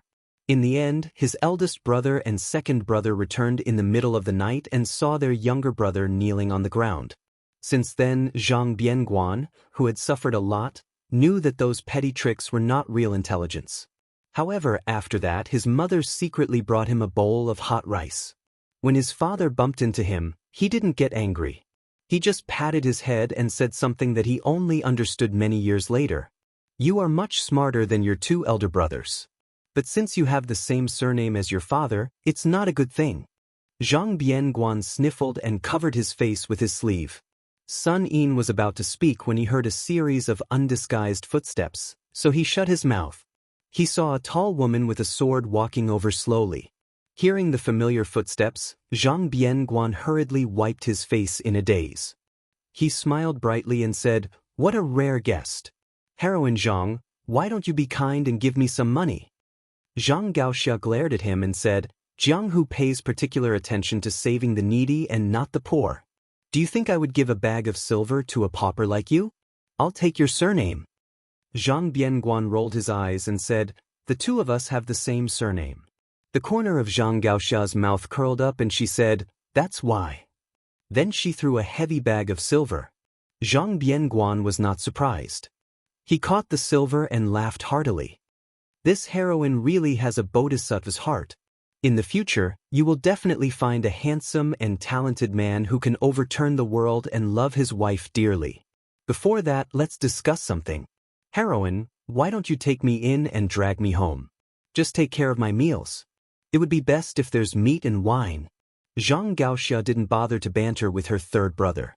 Instead, she coldly glanced at Sun Yin, a minor official from the secretariat who she knew very well. Sun Yin stood up alone, leaving Zhang Bianguan to sit alone. He turned his gaze toward the Grand Secretary's beloved daughter, Zhang Gaoxia, ignoring her cold gaze that could slice a person's soul. He asked, "Miss Zhang, I have something to say, but I don't know if I should say it or not." Zhang Gaoxia coldly said, "Then shut up." Zhang Bianguan slowly stood up and threw the bag of silver. He had a look of schadenfreude as he destroyed the bridge after crossing the river. Sun Yin, oh Sun Yin, Chancellor Yao said that you were a great scholar who won 3 prizes in a row. It's a pity that my sister has never liked scholars who play with words. Don't expect her to look at you differently. If you really want to talk about principles, then it's your business if you're strong, and it's my business if I like you. However, if you really don't change your mind and want to marry my sister, I don't care. But you have to beat her first, and she has to like you. Then, you have to be the son-in-law that my father personally approves of. Where can you find such a rare and handsome young man? You're the one who delivered yourself to my door, so you definitely don't count. Sun Yin said helplessly, "Why would I like a girl who already has someone in her heart?" Zhang Gaoxia laughed coldly and said, "Sun Yin, you know quite a lot." Sun Yin didn't mind and said calmly, "In any case, I'm destined to only speak half a sentence with the Grand Secretary in this life. Being able to speak with the Grand Secretary's son is enough to make up for my regret. As for you, heroine Zhang Gaoxia, it's just a pleasant surprise. Don't worry, I also like the person you like. I won't fight with you over her." Zhang Gaoxia laughed mockingly and said, "You like men?" Sun Yin smiled and said, "Like is like, but it's not like a woman who likes a man. Admiring a person from the bottom of my heart can also be considered like. To give an example, it's just like how I really like that Grand Secretary Darren was not able to write an excellent poem like setting up thousands upon thousands of buildings, greatly protecting the cold under the heavens, but he was able to accomplish this magnificent feat with his feet on the ground. 6 yamens, a total of 4,000 houses. In the future, there will be fewer and fewer children of the rich and powerful families, and more children of the poor and common people. This is no different from Senior Li Chungang opening the gates of heaven with his sword in Jianghu, opening the mountains for the younger generation." Chapter 1043. Sun Yin turned to leave, saying leisurely, "Of course, you think that what others like, you give them, as if this is giving, but you never ask if the other party wants it or is willing to accept it. This kind of person, no matter how sincere he is just a kind of self-righteousness. He thinks that he is magnanimous and has a clear conscience, but in reality he is still selfish. Whether you are talking about love between a man and a woman, or about the relationship between brothers, all can be tricked. Because it is not easy to be good to others, but it is not too difficult. But to really put yourself in their shoes and respect them, that is very difficult. The ancients used the term bosom friend to describe close friends, so what counts as a bosom friend is a great study. Sun Yin is a stupid person. He does not know what kind of world the next 1,000 years will be, but the world we live in can be considered to have seen through. There are many muddle-headed people, but there are still some who do not care about benefits, reputation, good swords, posthumous titles, the good intentions of friends, the worthy deaths, the legacy of a family, or even the country of one person. Zhang Gaoxia frowned, asking, "What nonsense is this guy spouting? Is he cursing our father for fulfilling the 2 words loyalty and righteousness, but only letting down Uncle Huan? But he seems to be praising him at the end. Isn't this self-contradictory?" Zhang Bianguan said carelessly, "I'm afraid he is also confused. People are too smart, they like to go against themselves, tossing and turning, empty-handed." Zhang Gaoxia glared. "Sun Yin, what nonsense are you talking about? I don't know, but you are cursing our father. I can still hear it." Zhang Bianguan took off the pigeon bell and casually tossed it into the dragon ceiling well. He made a cynical face and laughed. Father is too lazy to scold me, so I will secretly scold him. You won't tell on me, so what am I afraid of? Zhang Gaoxia's tone became heavy. He asked, You are really not going to follow your father's wishes and go to Liaodong to join the army? Zhang Bianguan shook his head gently. As a son, since I can't help much, I have to send my father off. Giving birth to a child is nothing more than taking care of him when he dies. As a son, I have to do my best to do one of them. Zhang Gaoxia sat on the mouth of the well. Zhang Bianguan said with a look of surprise, I'm telling you this kind of thing. Why don't you cry? Zhang Gaoxia said calmly, I'm not that kind of woman. Zhang Bianguan nodded. Actually, we're not as much like our father as you are. Zhang Bianguan seemed to remember something and said, You are about to leave the capital and travel the Jianghu. Listen to me. Although Dad says he doesn't want you to go anywhere, he actually wants you to go to the place in his heart. Zhang Gaoxia lowered his head. Don't say any more. If you continue, I'll really cry. Zhang Bianguan slapped his cheeks with both hands. Motherf *Ker, a woman like you hasn't even cried, and your brother, a man, has already given in. There was a person who said something that was absolutely true. I have never heard anything more reasonable than this sentence in my life. Even Sage Zhang would have to admit defeat if he heard it. Zhang Gaoxia raised his head. Zhang Bianguan blinked. He said that if a man bleeds but doesn't cry, what kind of hero is he? Every woman in the world bleeds but doesn't cry. Zhang Gaoxia took a deep breath and then another. Only then did he calm down his murderous mood. Zhang Bianguan said softly, Go ahead. The world is in chaos. When the time comes, there will definitely be a scene of heroes, ambitious and ruthless. Don't miss it. Just treat it as giving our father a few more glances. Zhang Gaoxia did not agree or refuse. But on this day he did not see heroine Zhang with her sword again in Great Peace City. Zhang Bianguan was no different from usual. He walked back to Slanted Eye Street in the darkness. The dim yellow light in the courtyard was waiting for him to come home. That stupid wife, who was not very beautiful, was angry at him for drinking with women, but still waited like this. Day after day, she probably felt that there was no hope for her life, much less an end. 4 other women, not to mention marrying into the Zhang family, which was the only family in the entire Liang dynasty, even if they were married into a 3rd or 4th rank official's family, they would still have a glorious life. Not only would they be able to live a life of luxury, their children would also not have to worry about food and clothing for the rest of their lives. When they grew up, they would be able to live a life of luxury. If they wanted to help the country and the world, they would help the country and the world. And if they wanted to be mediocre, they would be mediocre. Zhang Bianguan was about to open the courtyard door like usual and yell for his wife to serve him good wine and meat when he suddenly squatted down for no reason. Then he heard the footsteps of passers-by. He hurriedly stood up and pushed open the door to go home. The woman, as usual, was silent. She served the warm and suitable food and ate it with her chopsticks. Occasionally, she glanced at the man, who had one leg on the bench and only cared about himself and was never willing to say a word to her. That man was her husband. But he had never seen her show any hidden bitterness or grievance on her delicate face. Zhang Bianguan always liked to say that the reason why she was so good-tempered was that she was afraid of his family background. A starving camel was still bigger than a horse. No matter how useless Zhang Bianguan was, he was still Zhang Julu's son. How could she not serve him carefully? But every time he said this, Zhang Bianguan would slap himself in the mouth and say that only flowers, birds, fish, and insects needed to be served. Then she would secretly laugh until Zhang Bianguan stared at her. Then she would turn her head, but the faint smile on the corner of her mouth didn't fade. That night, after she fell asleep, Zhang Bianguan began to sob quietly. I'm afraid that I like you, but I'm even more afraid that you'll like me. That's why I'm like this. How could I not want an obedient and sensible child? My son and daughter are both very good. But I'm Zhang Julu's son. The more I do, the more mistakes I make. If I tell you the truth, will you run away? But where can you run away to? If you don't run away, can you live more easily than now? No matter how stupid you are, you'll come to realize it when you die with me. but I'd rather you hate me at that time. I just want you to muddle-headedly complain that I'm a failure, a good-for-nothing, and that I'm not in charge of the family. Wife, in this life, I owe you. If there's a next life, I'll definitely repay you. Zhang Bianguan's face was full of tears.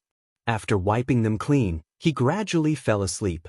That gentle woman who slept with her back to him and didn't move at all through the night slowly opened her eyes when she heard her husband snoring. Her gaze was still gentle, just like the day she walked off the sedan and when he lifted the red veil.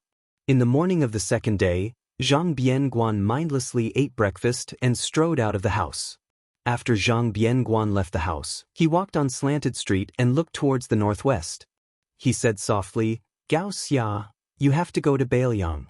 Only there will be chaos for a while, and not for a lifetime." Today, the youngest son of the Grand Secretary was still that great peace city, or even the world's most mocked noble family. But that woman? The woman quietly did one small household chores after another. When she had nothing to do, she would sit on the threshold of the inner courtyard and look towards the gate, waiting for him to come home. Chapter 1044.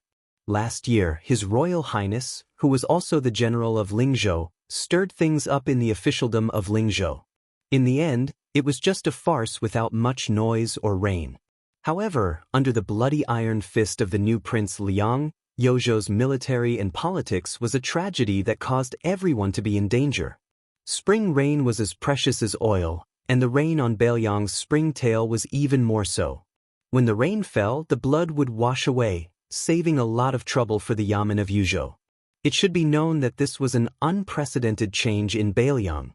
3 lieutenants had died, and the number of commandants with real power could not be counted with 2 hands. There were no less than 100 high-ranking officials and dignitaries who had been stripped of their official titles and sent to the border. Although the so-called 800 general families in Yuzhou were definitely an exaggerated number, there were at least 300 families. In the end, most of them were affected. The families involved in the tragedy had no power to fight back. As for those who had been patiently waiting for General Yan Wenluan to be furious, they were even more disappointed. Not only did the general stand by and do nothing, he even personally mobilized the elite infantry of the Yan family in the 6 camps to control the passes in the northern part of Yuzhou. This was not only turning his back on them, but also stabbing himself with a knife. The great snow dragon cavalry had infiltrated the hinterland of Yuzhou. In the east of Liangzhou, Qi Dangua, the foster son of the old Prince Liang, had personally taken action. In the north of Lingzhou, Wangji and Exen Yinma, 2 cavalry troops that belonged to different orders of Bailiang, trained their soldiers and horses. The deputy commander of the infantry, Ancestor Gu, was a new noble in Bailiang, as well as Lu Yuanji, Wei Taizhan, and the other veteran generals who had retired regardless of whether they were related to Yuzhou or not. They still did not hesitate to publicly support the new Prince Liang at the same time. At this time, even if the Yuzhou generals did not understand why the new Prince Liang was so good-tempered in Lingzhou and did not care about old friendships in Yuzhou, they all painfully understood one thing. Bailiang's surname was Su. In Bailiang, none of the old generals who had the ability and qualifications to compete with the young Prince Liang were willing to speak up for them. In short, it was too late. The old people were gone, and the new people were coming. Moreover, several groups of people came. Some were called by Su Fengnian, and some came uninvited. The latter was not polite at all. Huang Shang, who had vaguely become the leader of the scholars in Bailiang, almost jumped up and scolded them. Mr. Wang from Shangyin Academy leisurely persuaded Huang Shang that anger would harm his liver. The 2 elegant old men had just enjoyed the desert scenery from the border and hurried to a river in Yuzhou without stopping. However, the closer they got to a river, the more calm Mr. Wang became. Normally, the scholar Huang Shang, who should be the most happy to see this scene, became the guy who scolded the king of Bailiang the most fiercely. He scolded Su Fengnian for being too vicious and said that he was the real butcher, who was more ruthless than Su Shao. If he had the ability, he should go to Beimang to kill people. What kind of ability was it to kill one's own people? Su Fengnian did not laugh, get angry, or say anything. He only overstepped his authority and handled military affairs in the general's mansion in Yuzhou. He was completely indifferent to Huang Shang's scolding and did not even lift his eyelids. After Grand Chancellor Wang and Huang Shang, the newly appointed provincial governor of Liuzhou, Yang Guangdou, rushed over from the land of refugees. This school of Moism's master craftsman did not seem to get angry at all. He only said a few sentences, "That's enough," and Qin Shiliang did quite well. After that, he came and left in a hurry. He did not even have time to drink a mouthful of hot tea or eat a mouthful of hot rice. Other than these white-haired old men, the rest were at least of the younger generation. The provincial governor of Liangzhou, Hu Kuei, was the true creator of the Torch Cavalry, the predecessor of the White Horse Scout. Beside him was Yu Luandao, the eldest grandson of the Yinyang Yu clan, who had once written the Liangzhou's Big Horse Song. This guy had gone to the land of refugees alone and did not seem to have been killed or killed. There was also Song Yan, who had just become the provincial governor of Lingzhou, and Wang Shihua, the head of the Wang clan in Huangnam County in Lingzhou. These two were once opponents with different political views in the same county. They could not be said to be mortal enemies. Wang Shihua, who was famous for his moral writings in Beiliang, and Li Gongda, the administrator, who was focused on currying favor for personal gain, were the real mortal enemies. When these people all gathered in the general's mansion in Yuzhou, it was raining heavily on the next morning. Su Fengyan planned to call everyone to go to the newly built Green Deer Cave Academy. However, Song Yan and Wang Shihua had already left early. Therefore, Su Fengyan did not send anyone to invite them. Huang Fushi, who had not had a chance to show his face recently, was in charge of escorting 100 cavalrymen. His face was as calm as water, without any sadness or joy. Lu Dian, the deputy general of Yuzhou, who had been cursed as the great executioner Lu, was even more worried. Only the provincial governor Wang Peifong, who was the head of the civil officials in Yuzhou, was at the back of the team. Sitting high on the horse, his thin body, which was not as strong as that of a warrior, was undulating with the horse, unable to hide the joy on his face. Blessings and misfortunes were interdependent, especially when misfortunes turned into blessings. Even if Wang Peifong had a strong will, how could he not feel jubilant? Although Yuzhou was in chaos, the academy at the foot of Green Deer Mountain was the only pure land left in Yuzhou. Nearly 100 scholars had entered the academy to study peacefully. They either buried their heads in classics or gathered together to learn from each other. The only imperfection was the two temporary leaders of the academy. Every month, they were required to produce a meritorious article that was suspected to be eager for quick success and instant benefits. The more words, the better. For example, how to deal with salt and iron in Beiliang, how to deal with the constraints of the imperial court, how to eradicate the shackles of the party struggle, how to solve the misfortune of officials, how to define the prime minister and the prime minister, and even how to balance the prime minister's power, and so on. Undoubtedly, many topics were forbidden for scholars. However, there were still scholars who could not resist the huge temptation of 100 to 500 taels of silver for each article that won the first place every month. As the old saying goes, there is a house of gold in a book. Not to mention the house of gold, didn't the latter too require real money? The sages only said it in an implicit way, but the logic behind it was very real. Although the Green Deer Cave Academy was still in its embryonic form, and the most important aspect of an academy was the lack of spirit, Huang Shang was in a good mood after he ascended the mountain. He did not care about showing any attitude to the Prince of Northern Liang. He stroked his beard and smiled, feeling gratified. Although the imperial court did not forbid the discussion of famous scholars, the Prince of Northern Liang could even ignore the rebellious words of the Prince of Northern Liang. In the eyes of the old imperial censor, this was the true source of the seeds of learning. One could express one's thoughts in one's mind and put them into writing. Thus, it would be recorded in the annals of history for future generations to comment on. This was the true fortune of all scholars. Huang Chang stood at the entrance of the academy and was not in a hurry to cross the threshold. He looked up at the inscribed board written by the king of Beiliang, Su Fengyan, and stopped in his tracks. His eyes brimmed with tears and his lips trembled as he asked, "Can you really tolerate scholars of my generation to be like Huang Chang yesterday, to happily scold you, Su Fengyan and Beiliang?" Chapter 1045. Su Fengnian nodded and said, "There's no harm in scolding people. It's enough as long as you scholars can maintain your integrity. It's even better if you can still think about sincerely helping the world. If one day, there's a martial artist from Bailiang who dares to kill you with a knife, as long as the reason is in your heart and not in the knife in their hand, I will protect you." Huang Chang said a few good words in succession. His sleeves fluttered as he strode into Green Deer Cave Academy with Grand Chancellor Wang. After walking for a while, he suddenly realized that the young man from Su family didn't follow him. Instead, he stood in the same place. Huang Chang turned his head with a puzzled expression. Su Fengnian said, "From today onwards, as long as the martial artists of Bailiang wear armor and carry a knife, none of them are allowed to take half a step into the academy. You scholars can rest assured and pursue your studies. I don't have extravagant hopes that the scholars and martial artists of Bailiang can treat each other with respect and get along harmoniously tomorrow. However, at the very least, you have to mind your own business and do your own job. However, I'll say the ugly words first. Scholars fish for fame and take advantage of this to gain a good reputation. I, Su Fengnian, can turn a blind eye to this. However, if you dare to use your 3-inch tongue and the pen in your hand to cause chaos and disturb the people, you will definitely lose a few layers of skin. At that time, don't even mention you, Huang Chang, scolding me for going back on my words. Even if you fight with your life on the line, I will still be merciless. Huang Chang won't show any mercy even if I kill you." Huang Chang wanted to say something but stopped.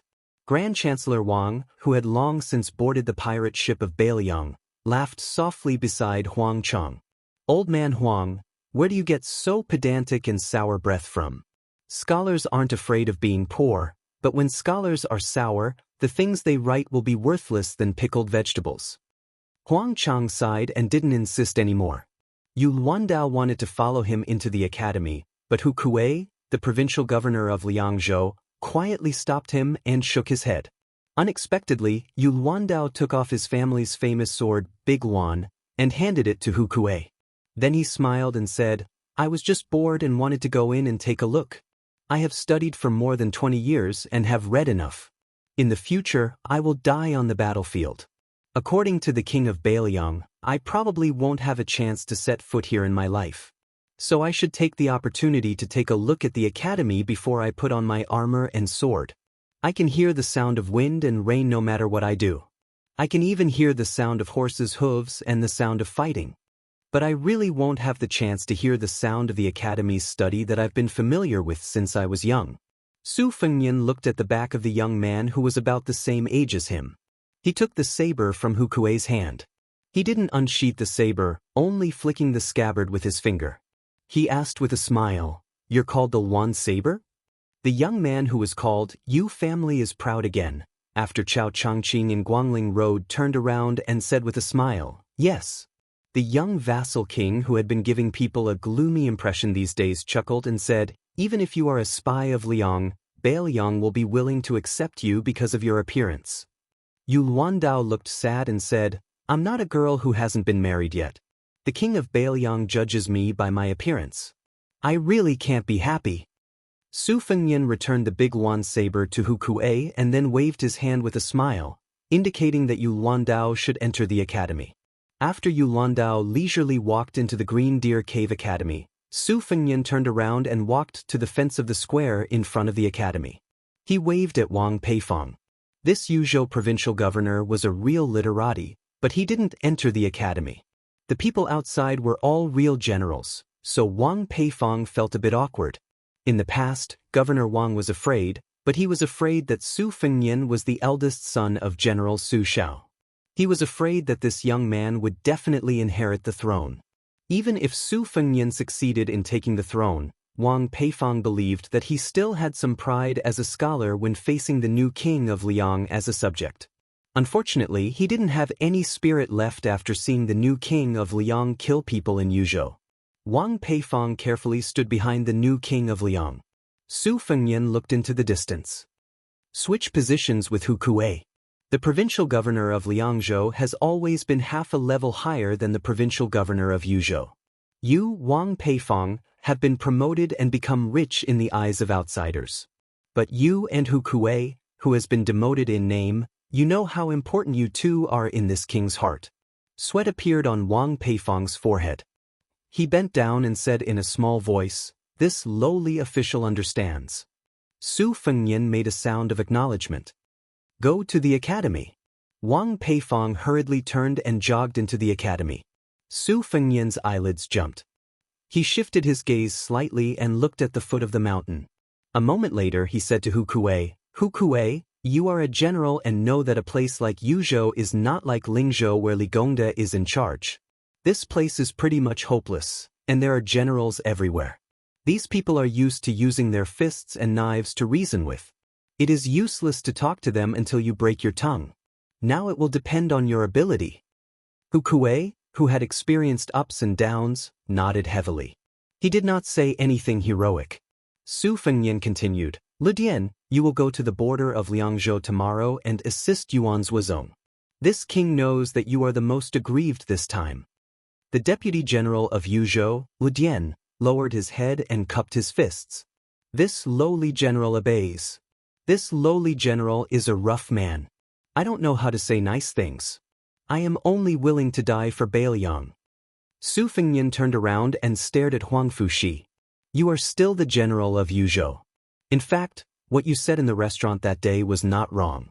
But there are some things that are not right or wrong. This king is not the same as you and Hu Kuei. There is no need to talk nonsense. I have said everything that needs to be said since you are the general of Yuzhou.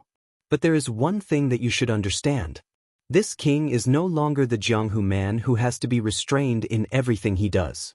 In Bailiang, if this king does not give you face, who will? Who dares?"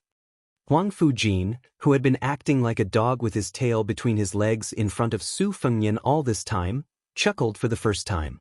With these words, even if Huang Fujin were to be fried in a frying pan 100 times, I would have earned back my capital. Su Fengnian did not reveal anything. He went down the mountain alone in the slanting wind and drizzling rain. He went to meet the two people climbing the mountain. The old eunuch, Zhao Siku, who had traveled thousands of li from the south of the capital to Bailiang. Even the mountain opening talisman had peeled off the high tree dew at the beginning of the climb. Su Fengnian knew that this meeting was truly a matter of life and death. But only by passing this hurdle could Su Fengnian face the Beimeng Iron Cavalry without any distracting thoughts. Only then would he be able to make another trip to northern Mang alone in a situation that could not be any worse. He, the girl had unknowingly followed behind him. Su Fengnian stopped and shook his head at her. She also shook her head. Su Fengnian laughed and scolded, "Are you stupid?" The young assassin chuckled. This time, she was truly laughing.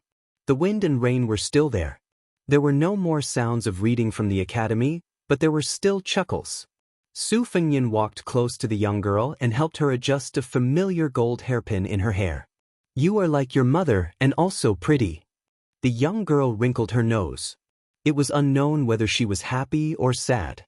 She glanced at him and then crouched on the steps. She did not follow him down the mountain. Su Fengnian turned around. His hands pressed down on the spring thunder, and he resolutely went down the mountain with the soldiers crossing the river. Not far from the foot of the mountain, Gao Shulu grabbed the sleeve of the old Martin Temple of Great Peace City and threw him down the mountain. He floated back to the foot of the mountain. The old eunuch, whose body was extremely weak, was not harmed at all. Gao Shulu opened his arms and breathed in deeply. Then he lifted the wind and rain that had not yet fallen to the ground back up to the 9 heavens. At the same time, the two-sleeved snake rolled down the mountain. Chapter 1046. As far as Gao Shulu's eyes could see, it was like the Milky Way. The green sword chi that rolled down from the mountain rushed toward him. Gao Shulu's expression was calm. He put his hands behind his back and continued to climb the stairs instead of retreating. However, when his left foot stepped on the stone step, the green sword chi rushed toward him as soon as he lifted his right foot. Although Gao Shulu did not make any movements, the sword chi slid past him like a flood hitting a reef. However, his hair still fluttered violently. His right foot that was suspended in the air did not land on the stone step as expected. Instead, it retreated to a step lower than his left foot. Gao Shulu reached out his right hand and blocked some of the green sword qi. He held it in his palm and the sword qi lingered between his fingers. With one hand behind his back, Gao Shulu looked down and was slightly surprised as if he was an expert who saw something interesting. He reached out his hand again and his palms faced each other. With a gentle touch, a 3-inch sword qi like a sword embryo was formed. Gao Shulu placed the flying sword condensed by the green sword qi on the tip of his index finger and stared at it gently. This devil who had been lingering at death's door for 400 years was so arrogant that he did not even look at the people who came down the mountain. At the same time, Su Fengnian, who used the green snake sleeves, went straight to the point. He held the spring thunder saber in his left hand and the river-crossing soldier in his right hand chopped at Gao Shulu's head. It was the opening shu style that was born from the sword qi rolling dragon wall. Gao Shulu flicked his fingers and the 3-inch sword qi that was used to figure out the essence of the first vast sword qi disappeared. He reached out his palm to break the blade light and casually pressed down on the extremely sharp river-crossing soldier. A trace of blood appeared on his 5 fingers, but they returned to normal before the blood bloomed. In the blink of an eye, he repeated this no less than 6 times, but the river-crossing soldier still could not cut off his 5 fingers. This was no longer as simple as the Vajra physique. It was the perfect combination of the Vajra state and celestial state of the first pin 4 states. Perhaps only the great Vajra of the Buddhist saint, dragon tree monk, could compare. The soldier crossing the river was restrained by Gao Shulu's unmoving 5 fingers, but this sorry-free celestial, who was said to be unprecedented, was not really completely motionless. At the very least, his feet sank more than a foot, one in front and one behind. He was pushed by the majestic saber qi and finally broke the stairs. Gao Shulu's gaze had been fixed on the short knife that was about to be used. Obviously, in his opinion, when masters fought with their lives on the line, what was really worth paying attention to were the backup moves that were ready to be used.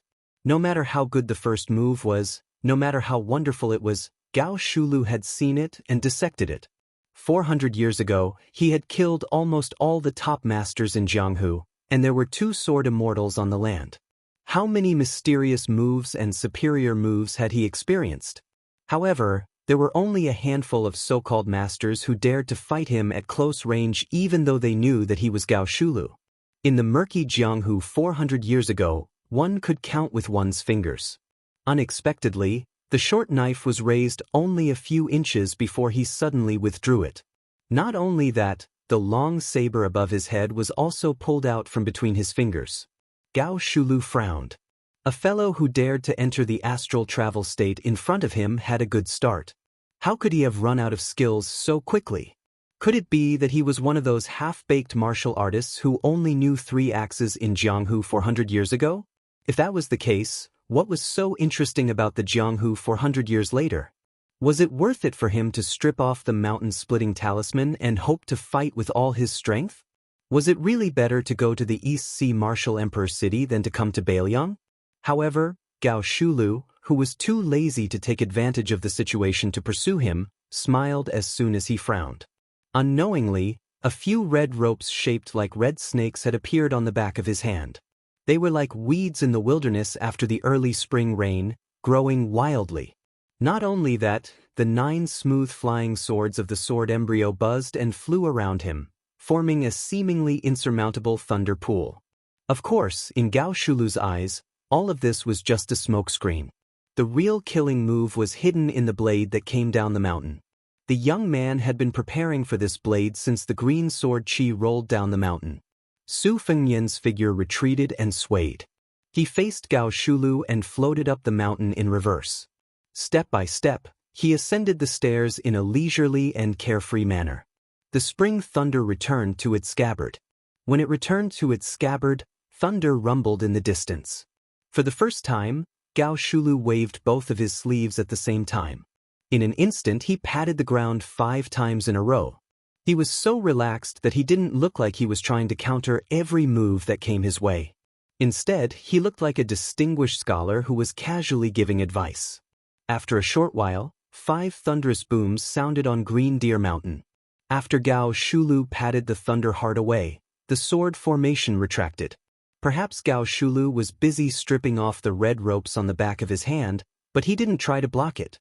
Instead, he dodged it. He was no longer arrogant enough to ignore it. Su Fengnian stood on a high ground and held two of his fingers together to control the flying swords. Originally, after the sword embryo was fully developed, the flying swords would move according to the will of the spirit. Only when the sword embryo was fully developed would the flying swords move according to the will of the spirit. However, this time, Su Fengnian used his qi to control the flying swords.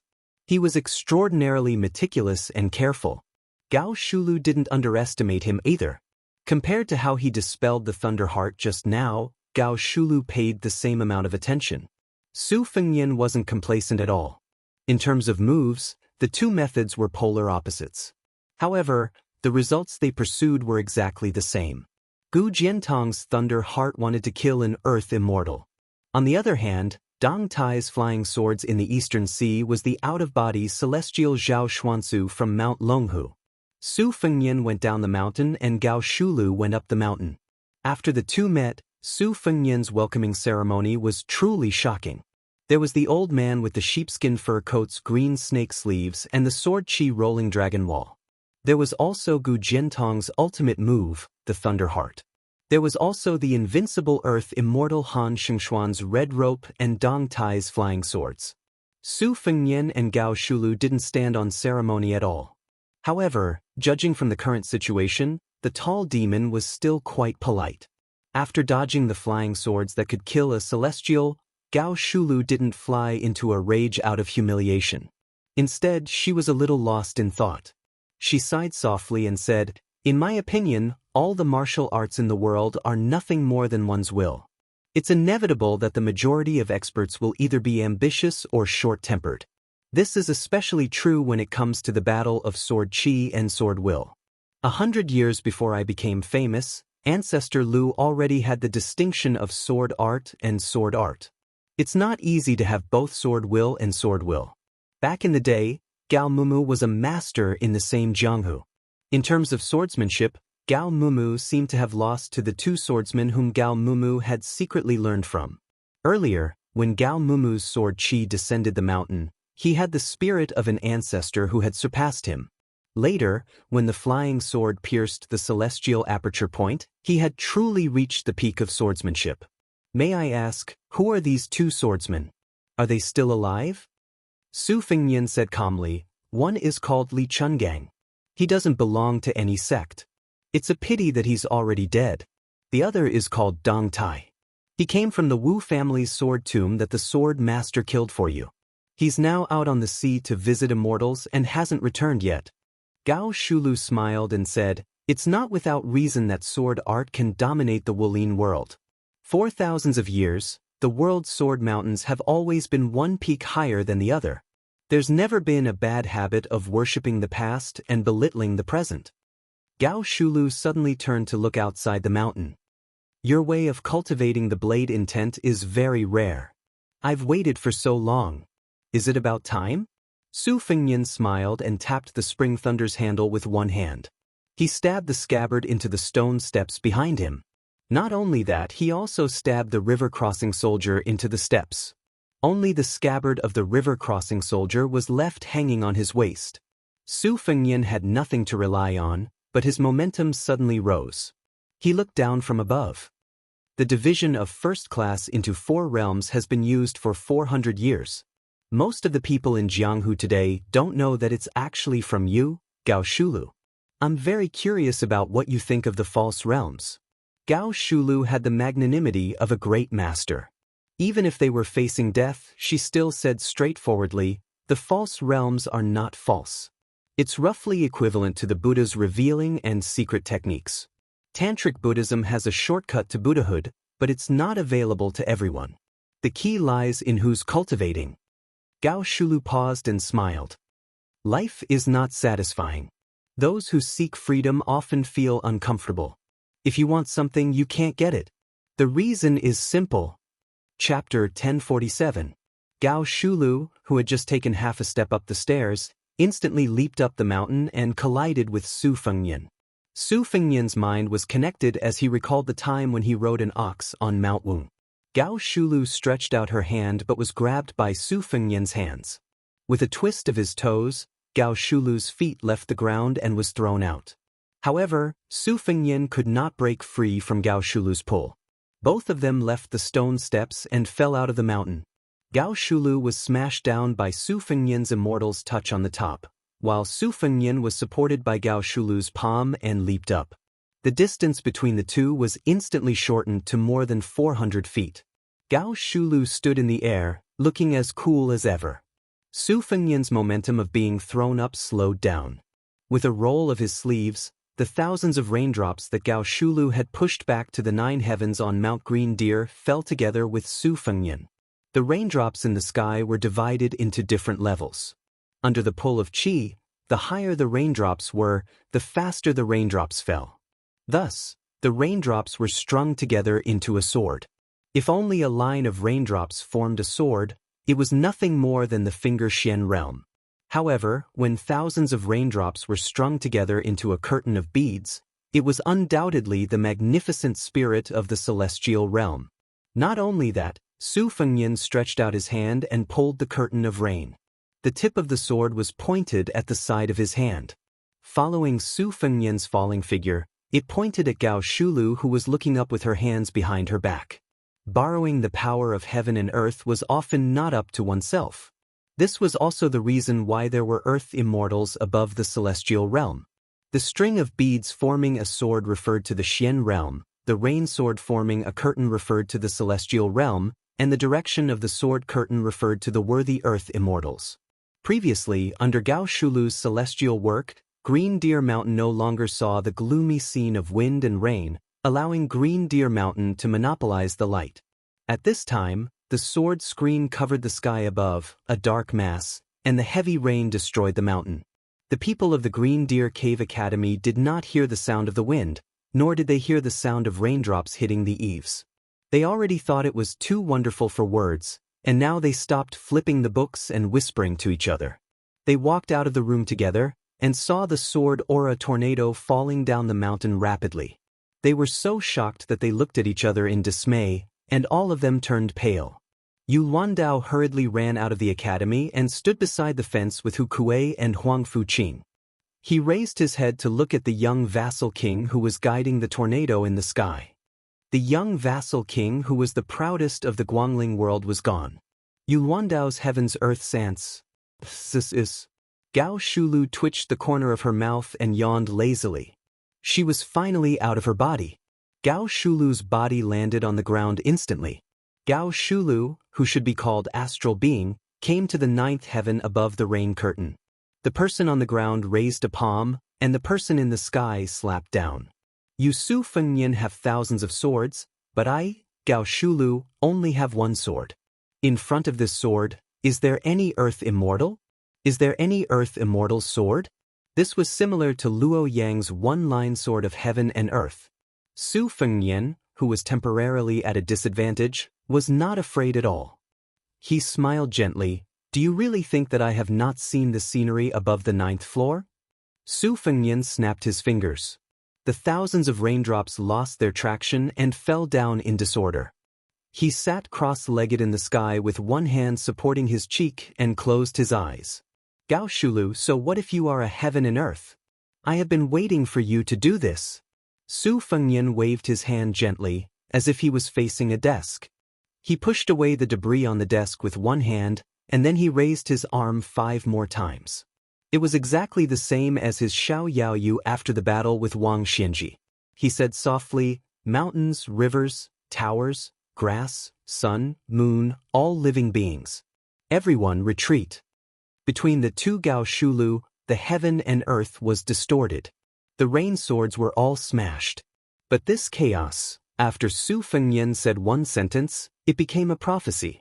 The thousands of rain swords gathered again. Sword come. The thousands of rain swords, only one sword was left. One sword became a talisman. The talisman sealed the mountain. 400 years ago, there was a talisman to open the mountain. 400 years later, there was a talisman to seal the mountain. This talisman came from Li Chuangong's 2 swords 2 wishes, from Dong Tai's riding a donkey to see the mountains and rivers, from Luo Yang's rain sword, from Lu Haoshi's thunder pool, from Han Xingxuan's matchless finger, from Song Nianqing's earth immortal sword before his death, from Xianyuan Jingxing's facing death, from Chao Changqing's ceremony of Grand Peace City, from Jiang Ni's riding sword straight through 18 gates, and so on. It came from all the romantic things that Su Fengnian had encountered in his life, and also from his 10th trance. He sat on Kunlun to see the sea, he trained his saber to cultivate his will, he invited Jinwu Great Emperor to come down from the spring god lake, he saw her 400 years ago when he was in a trance, and that talisman of himself. Once the talisman came out, Su Fengnian did not care anymore. He also entered an astral state and sat down beside Gao Shulu. This astral wanderer was not flustered and exasperated. Instead, he looked at the heaven and earth leisurely. Su Fengnian asked softly, Gao Shulu, if you were to compete with me in martial arts, I would definitely lose. Why did you choose to compete in realms? Gao Shulu said indifferently, what's the point of a sure-win situation to me, Gao Shulu? 400 years ago, I had not tasted defeat. What's the point of having another battle after 400 years? Su Fengnian shook his head. Gao Shulu said calmly, when I was climbing the mountain, I only wanted to know if this generation's oblivion could really forget their worries. To be honest, I did not think highly of you before. If you could forget your worries, there would be no one in the world who would be worried. Back then, when I chose to enter Qi deviation to forget everything, those who did not know me would say what I wanted. Those who seemed to know me would say that I was worried. In fact, they only knew half of it. In these 400 years, you are probably the only one who truly knows me. Su Fengnian said slowly, you, Gao Shulu, were once a prince of the Defeng dynasty who was about to ascend the throne 400 years ago. It was just that you wanted to become an immortal and did not want to be the emperor of the human world. Then, you visited the ancestral court of Taoism, Wudong Mountain, and asked a question, what is the meaning of the word, immortal? At that time, Ancestor Lu reincarnated and had not yet enlightened his orifices. You went to Longhu Mountain, but no one could explain it. Or rather, they only gave half of it. The word, immortal, has two meanings. Now, there are two mountains, Wudong and Longhu. The former explains half of the word, immortal, while the latter explains half of the word, mountain. Longhu Mountain wants to become an immortal, so they have to go up the mountain and be a mountain person. They want to become an immortal and ignore the matters below the mountain. Wudong Mountain inherited the will of Ancestor Lu. They cultivate on the mountain, but obtain the Tao below the mountain.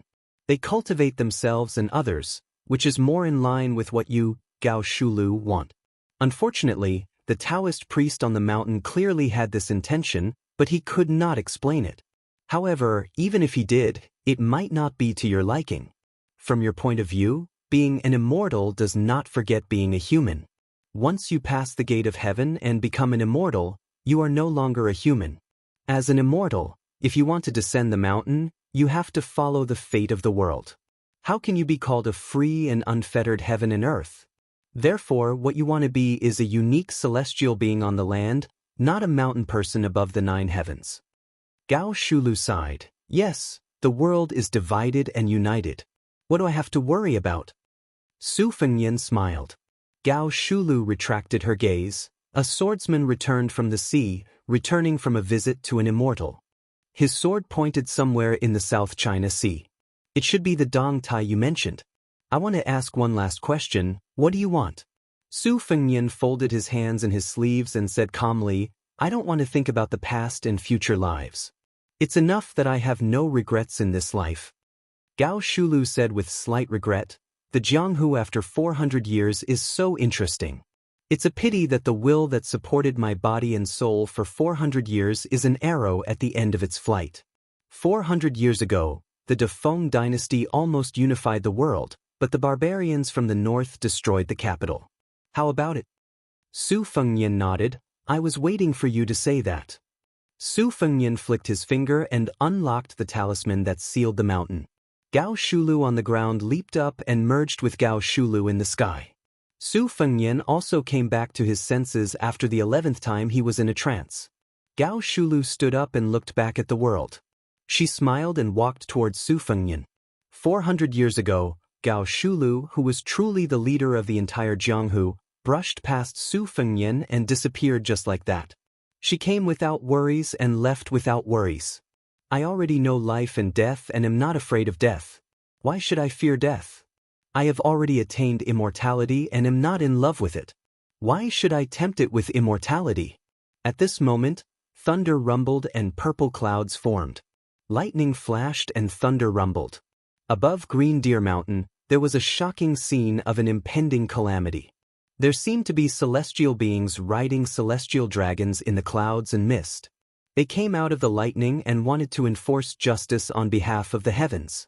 Su Fengnian slowly raised his head, the corners of his mouth curling up into a sneer. Behind him, a snow-white giant python condensed from fate energy coiled up.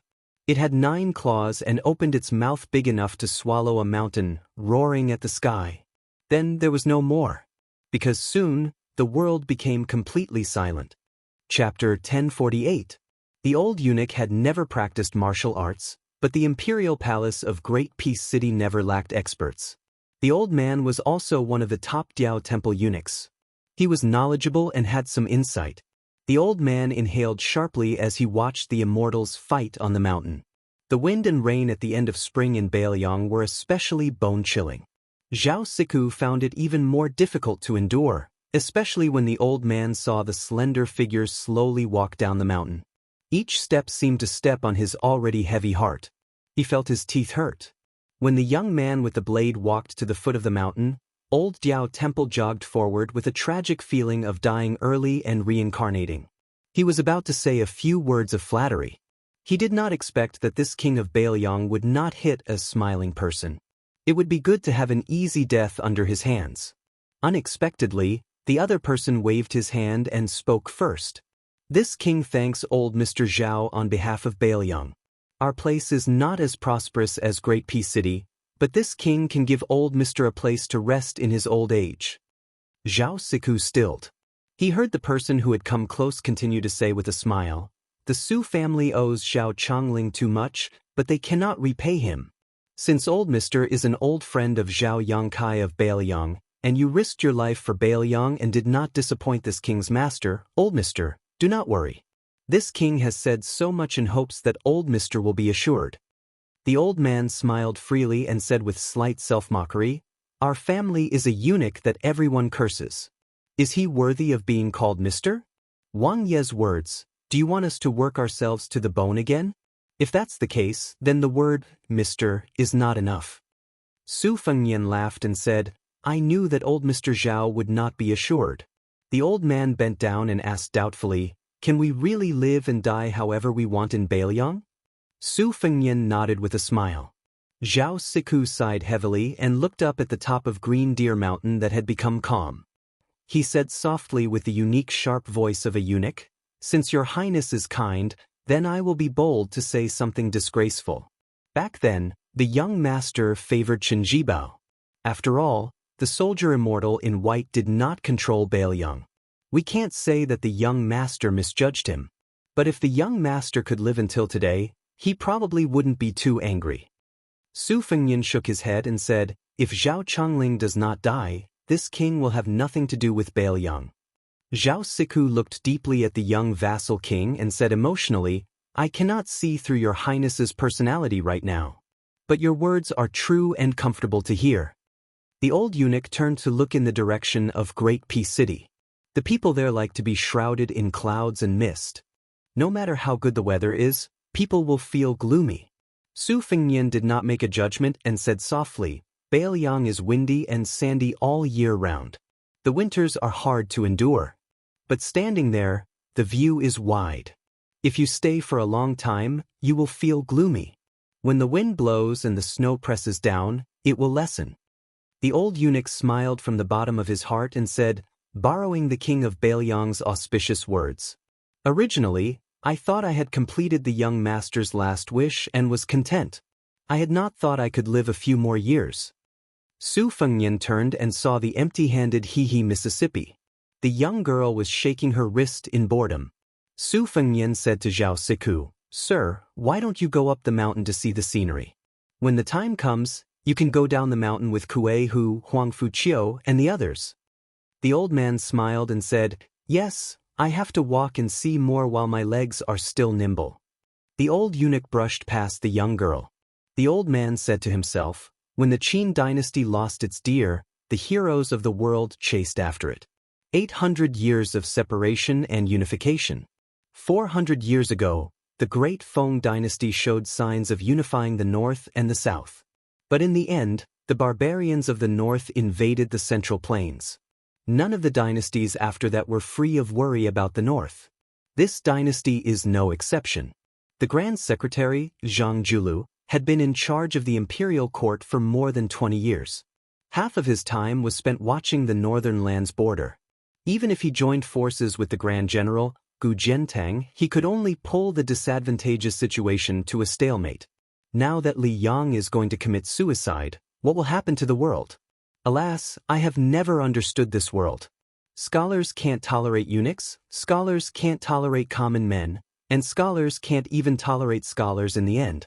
I have read all the classics handed down by the sage of the Zhang family, but I can't see such a reason. After thinking about it, I think it's probably because those at the top must be worse than those at the bottom. I really want to open my eyes and see if the scholars here will be slightly different."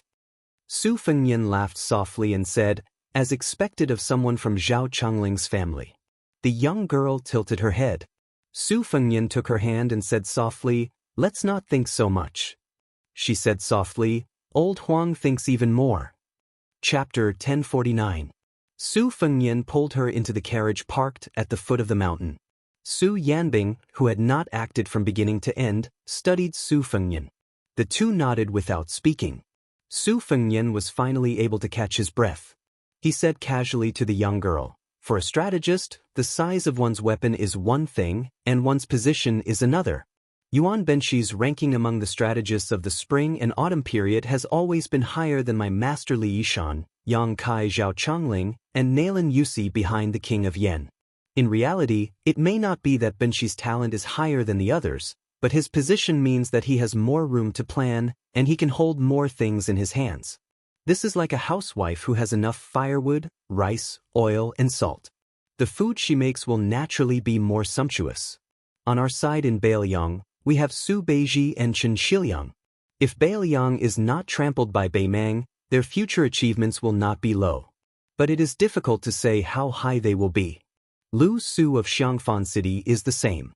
This is also why Sun Yin, who studied the Dragon Slayer art, was not willing to stay in Beiliang. There were pythons but no dragons in Beiliang. He did not want them. However, being in the imperial court of Liang had its advantages and disadvantages. The disadvantage was that there were too many people under the emperor's nose. Even if there were talented people like Su Beiji and Chen Shiliang, it would be difficult for them to stand out as quickly as they did in northern Liang.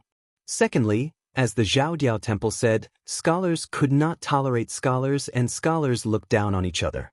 There were many rules in the imperial court of Zhao.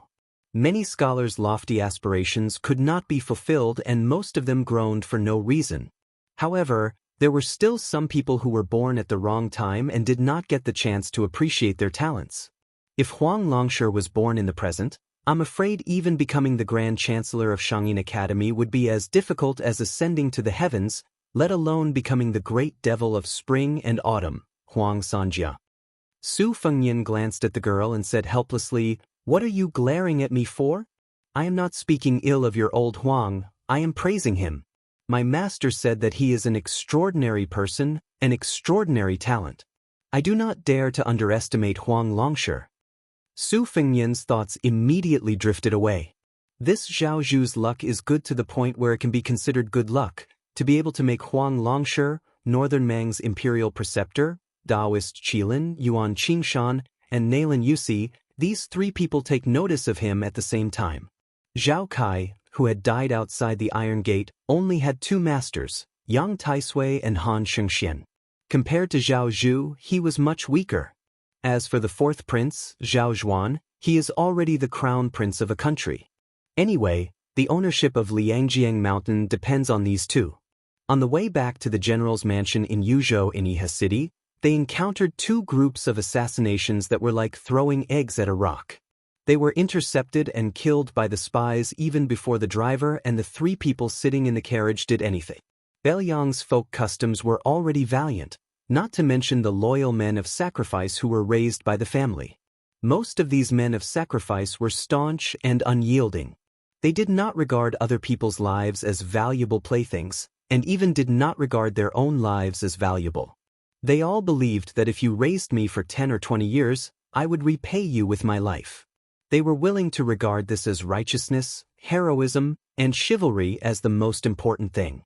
Outsiders could not say whether this was right or wrong. Su Fengnian lifted the curtain and looked at the pair of eyes lying in a pool of blood. He did not have any compassion, but he thought of many things outside of Bailiang. For example, the emperor of the Zhao family, in terms of his surname, was enough to be a once-in-a-century wise monarch in history. However, after he ascended the throne, he wanted to kill Su Shao, and now he wanted to kill the meritorious minister of Liang, Zhang Julu. It was not that he was not a good emperor, but he could tolerate the dissolute scholars of the Hanlin Academy, he could tolerate Zhang Julu, and he could tolerate the remnants of the 8 kingdoms stirring up trouble with his pen and ink. As the emperor of the world, he must have his own difficulties. No matter how hard he was willing to work day and night for the common people, he still had to consider the gains and losses of the Zhao family first. Zhang Julu could, regardless of his own gains and losses, open the door for the poor scholars in the world to advance. It could even be said that Bai Yan did not only exchange one person's death for the 4,000 rooms of the 6 ministries, but also for the poor scholars to have a foothold in the imperial court. Coincidentally, the emperor of the Zhao family was not a short-sighted person. Even if in the next 100 years, the poor scholars could still scrupulously abide by the etiquette of monarch and minister, wholeheartedly working for the emperor, but 200 years later, would they still be able to do so? If in the imperial court, everybody was like Zhang Julu, taking care of both the Zhao family and the world, or even prioritizing the common people over the emperor, so much so that they only cared about the world and ignored the Zhao family, when this door was opened, who could close it? This was not an exaggeration to scare people. The poor scholars were not as good as the rich and powerful children, they had this and that kind of rules. The rich and powerful children were used to wearing good shoes, so they were reluctant to take them off. However, the poor scholars were barefooted. If they did not care, they had talent and learning, so who didn't help them? So much so that they might as well sit on the dragon chair themselves. Therefore, the emperor of the Zhao family killing Zhang Julu was indeed killing the number 1 meritorious minister of the Liang dynasty, but it was also an act of helplessness to close the door that was wide open. Master Li Yishan could see these things, and so could Huang Longshi and Yuan Benshi. Zhang Julu himself was even more so. As for whether it was good or bad, Su Fengnian was not the emperor, so he did not have to worry about it. Su Fengnian muttered to himself, with Yu Zhou in such a mess, the people of Liang should think that a mouse carrying a knife is a bully in its nest. I just happen to need some time to rest. Yes, I do need to recuperate. The young girl stretched out a hand, staring straight at Su Fengnian, whose gray hair was turning darker. Su Fengnian smiled and shook his head. The young girl bent a finger, her eyes inquiring. For? Su Fengnian still shook his head. She slowly bent another finger. Su Fengnian continued to shake his head. When she was about to close her 2 fingers, Su Fengnian smiled and said, I haven't fought to Oba Bodhisattva, so it's hard to say who will be second or third. The young girl was in high spirits. Su Fengnian said softly, but as long as Wang Xianji is alive, it doesn't matter whether it's second or third, or if it's the bottom 10. The young girl stretched out her finger and rubbed the indistinct purple-gold eye on Su Fengnian's forehead. It was not quite like the golden color of sunflowers in summer or autumn, but she still liked it. When she was young, apart from the man who only knew how to gamble and never be a father, there was only her and her mother, as well as the golden sunflowers in the field. Those strange men brought home by that man had also once defiled her mother in the field. She only dared to hide in the distance. Every time her mother put on her clothes, tidied her hair, and walked out of the field, she would find her daughter, who did not even dare to cry. She would gently smile at her daughter, and then hand her a sunflower she picked, and go home together. Later, her mother died, and she could only look after those sunflowers alone. Chapter 1050. Yuzhou was in turmoil, and Iha River was the center of the turbulence. In this tragedy, only in Iha City, there were 24 families and more than 40 families. No less than 700 people were killed on the spot in Iha City. Most of the people who survived were sent to the border. According to the continuous reports of the spies, the turf lords, who had wisely chosen to protect themselves, did not have much resentment now. The reason was very simple. After people died, they gained more territory. Other than the northern Liang who took away most of the profits, the leftovers were also quite considerable. These were all taken over by the fence-sitters like them. The retainers and servants who gave them food and money, the maids and maidservants from other families whom they coveted, and the precious calligraphy and paintings that were sold cheaply were all real benefits. After Su Fengnian entered the city, he lifted the curtain and looked out several times. He could see many cold eyes, numbness, hatred, fear, hatred, and so on. When Su Fengnian returned to the general's mansion, Song Yan and Wang Xihua had not returned yet. The two senior officials of Lingzhou who were temporarily transferred to Yuzhou did not directly intervene in the specific affairs of Iha River. Instead, it was mostly managed by General Huang Fujin and Provincial Governor Wang Peifeng. Su Fengnian did not know how these two political rivals could get together. At that time, he made up his mind to bring them to Yuzhou. He intended to let Song Yan serve as an assistant to the new provincial governor Hu Kuei, who was a military general. It was not that he did not trust Hu Kuei, who had made outstanding contributions as the provincial governor of Liangzhou, but that in the future, the four provinces of Beiliang would complement each other and balance each other. This trend was not limited to the positions of general and provincial governor on the surface. As for Wang Xihua, who was outstanding in literary knowledge in Beiliang, it was a bit like the auspicious event in Yuzhou where there were endless bloody storms. Moreover, the Green Deer Cave Academy also needed a literary expert to hold the fort. Everything was difficult at the beginning. It was impossible to stuff all scholars into the officialdom of Beiliang at once. This was a relatively gradual process. Moreover, there were many scholars who were just there to make up the numbers.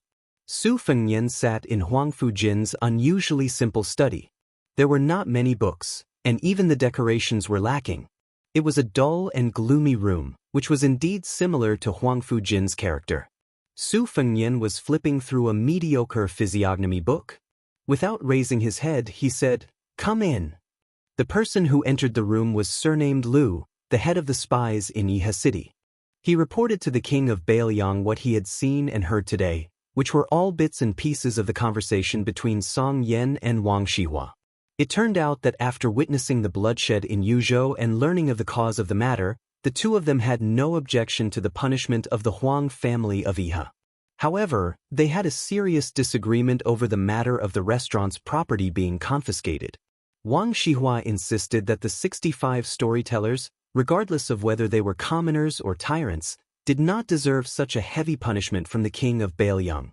On the other hand, Song Yan, who had always advocated legalism, believed that everyone deserved to be punished. The two of them had rushed to Yuzhou. Originally, as expected, Song Yan would assume the position of Yuzhou's prime minister, while Wang Xihua would be in charge of the provincial administration. The two of them could not come to an agreement, so they made a bet. If Wang Xihua won, the two of them would exchange positions. Song Yan, on the other hand, said that he would definitely win and that his position would remain the same. However, when Wang Xihua saw him in the future, Song Yan would have to pay respects to his superior. Upon hearing this, Su Fengnian put down the book and said with a smile, "The two of you are really leisurely and elegant. Don't tell me you investigated the 65 people one by one." Spy Lu said softly, "That's not the case. Wang Xihua only picked 3 people." Su Fengnian nodded and said, "A scholar's spirit is because he is afraid of winning an unfair battle. Go on, tell me which 3 people he picked." The unremarkable Iha spy said respectfully, "They are Chao Xing, a disciple of the Chao family of Iha, Qi Fengnian, the shopkeeper of Qiji Silk Store, and Han Laikai, a villager. Among the 3, Chao Xing is a regular customer of Jingyi Xian restaurant, while the Chao family is a low-ranking family of Iha. Qi Fengnian is a live-in son-in-law and has a good reputation in Iha West Street. Han Laikai, on the other hand, pretended to enter the restaurant to buy wine. In fact, he was embarrassingly short of money, so he hid in the back and took the opportunity to listen to the storytellers. Regarding these matters, Song Yan and Wang Shihua carefully went through the files after the bet. Wang Shihua picked 3 people within the time it takes for a stick of incense to burn, and Song Yan nodded in approval. Su Fengnian stood up and said, Wang Shihua believes that the human heart is good and that everyone has a compassionate heart. What Song Yan learned is that the human heart is evil. The battle between the two is not a battle of moral essays. In the end, it is a battle of the human heart outside of books. If I were to guess, the loser is definitely the moral Wang Shihua, but the one who won an unfair battle is the old fox Song Yan. If we were to switch places and look for good deeds among the evil people, the loser would naturally be Song Yan. It's just that Song Yan would not agree to such a bet. The spy leader surnamed Lu hesitated for a moment, but he still gathered his courage and said, in my humble opinion, Song Yan did not win an unfair battle. Apart from Chao Sheng's 2 murder cases, the rich merchant Qi Fengnian and the villager Han Laikai, according to the law, should be imprisoned. Su Fengnian shook his hand. In a place like Bailiang, chivalry is strong, but chivalry is not necessarily strong. It is easy to commit crimes, but difficult to not commit crimes. The spy was silent. Su Fengnian smiled and said, this time, there are many clans in Iha City who are busy fishing for profits. Lu Jingxing, why don't you seize some gold and silver from their hands and treat it as a reward for your brothers? There is no reason for you to work hard and stare at them while those who don't work hard to take advantage of you. I think they won't dare to not open their mouths and spit out some fat meat. However, this king will tell you in advance that this is just a special case, not a new rule for you to do things in the future. Lu Jingxing grinned and laughed. He still didn't have the slightest craftiness of an outsider's impression of a shrewd spy. Instead, he became more and more honest.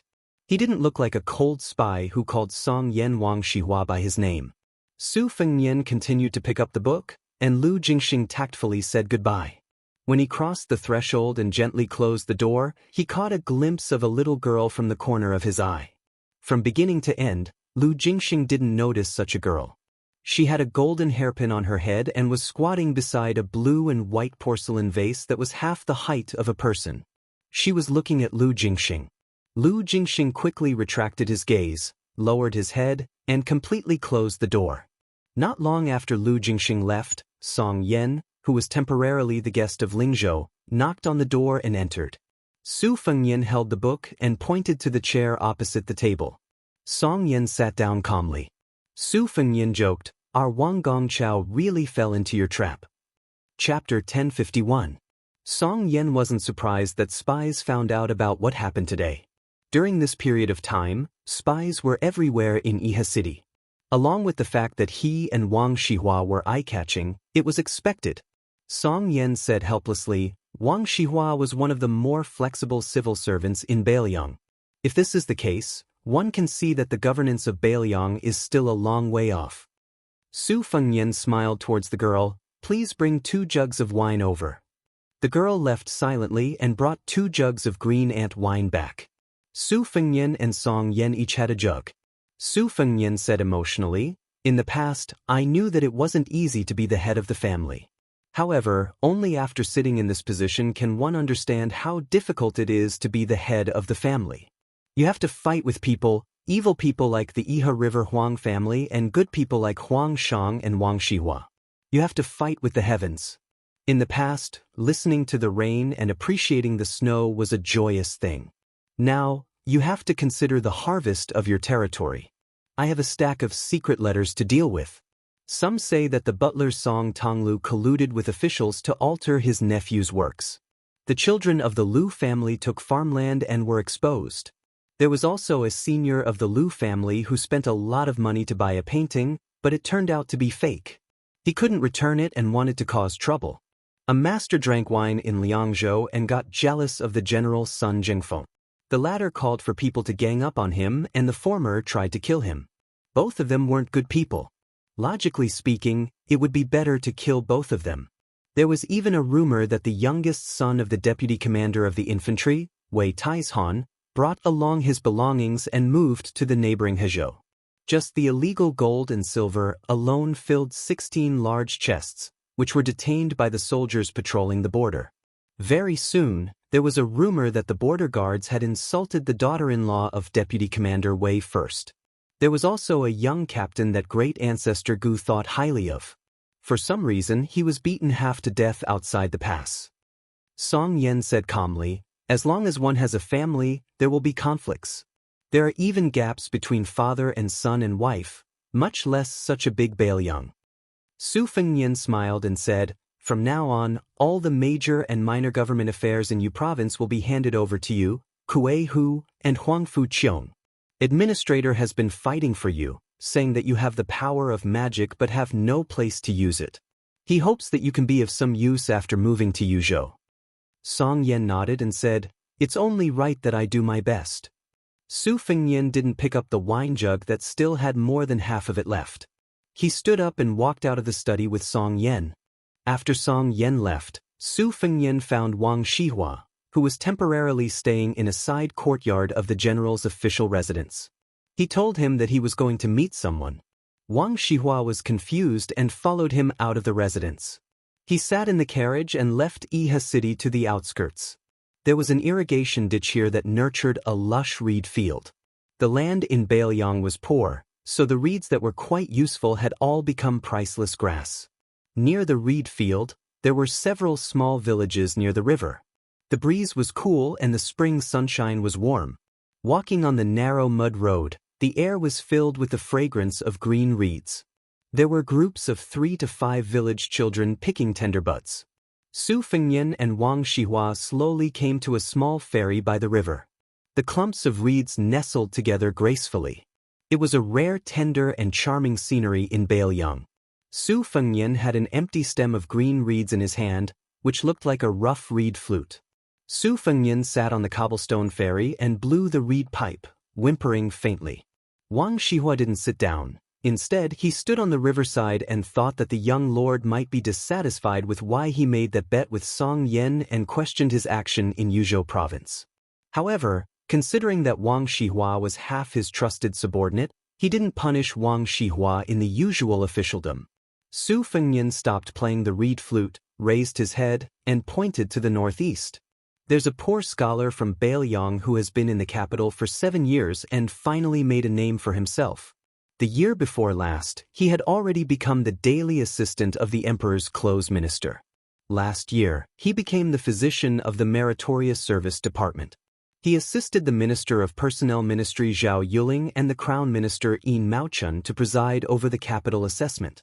This year, he will participate in the assessment of the local 4th grade officials in Liang. In the early spring, he and Crown Prince Zhao Zhuan made a private visit to the south. After returning to the capital, they got married. On the wedding night, there were big red candles and a red veil. The woman surnamed Zhao was a noble. This scholar was destined to have a meteoric rise in the future. Even becoming a minister was just around the corner. In the past 7 years, there were only 2 secret letters sent to Bailiang. One was about the crown prince, and the other was about the Zhao emperor's health.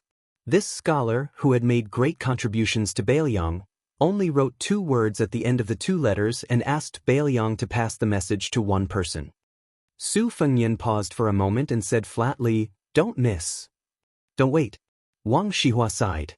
Su Fengnian continued slowly, "Before this scholar achieved meteoric success, there was a spy here, Zhao Go, who had been keeping an eye on him for many years. Therefore, even if it was just 2 simple words, the person who missed and waited for still did not know." Wang Shihua asked softly, "That infatuated woman is still waiting?" Su Fengnian nodded and patted the stone at the ferry. Back then, she sent the scholar to the capital to take the imperial examinations here. She did not marry, but if she missed him, she would come here to wait. That was because he had promised her that he would return home to marry her, regardless of whether he could pass the imperial examinations or not. Wang Shihua sighed from the bottom of his heart. Such a scholar, such a woman, should have been married. It would not be excessive even if the king of Bailiang personally presided over their marriage. Su Fengnian turned a deaf ear and said, "After the end of last year, the woman stopped waiting at the ferry." Wang Shihua was stunned. Su Fengnian threw the hollow reed into the water.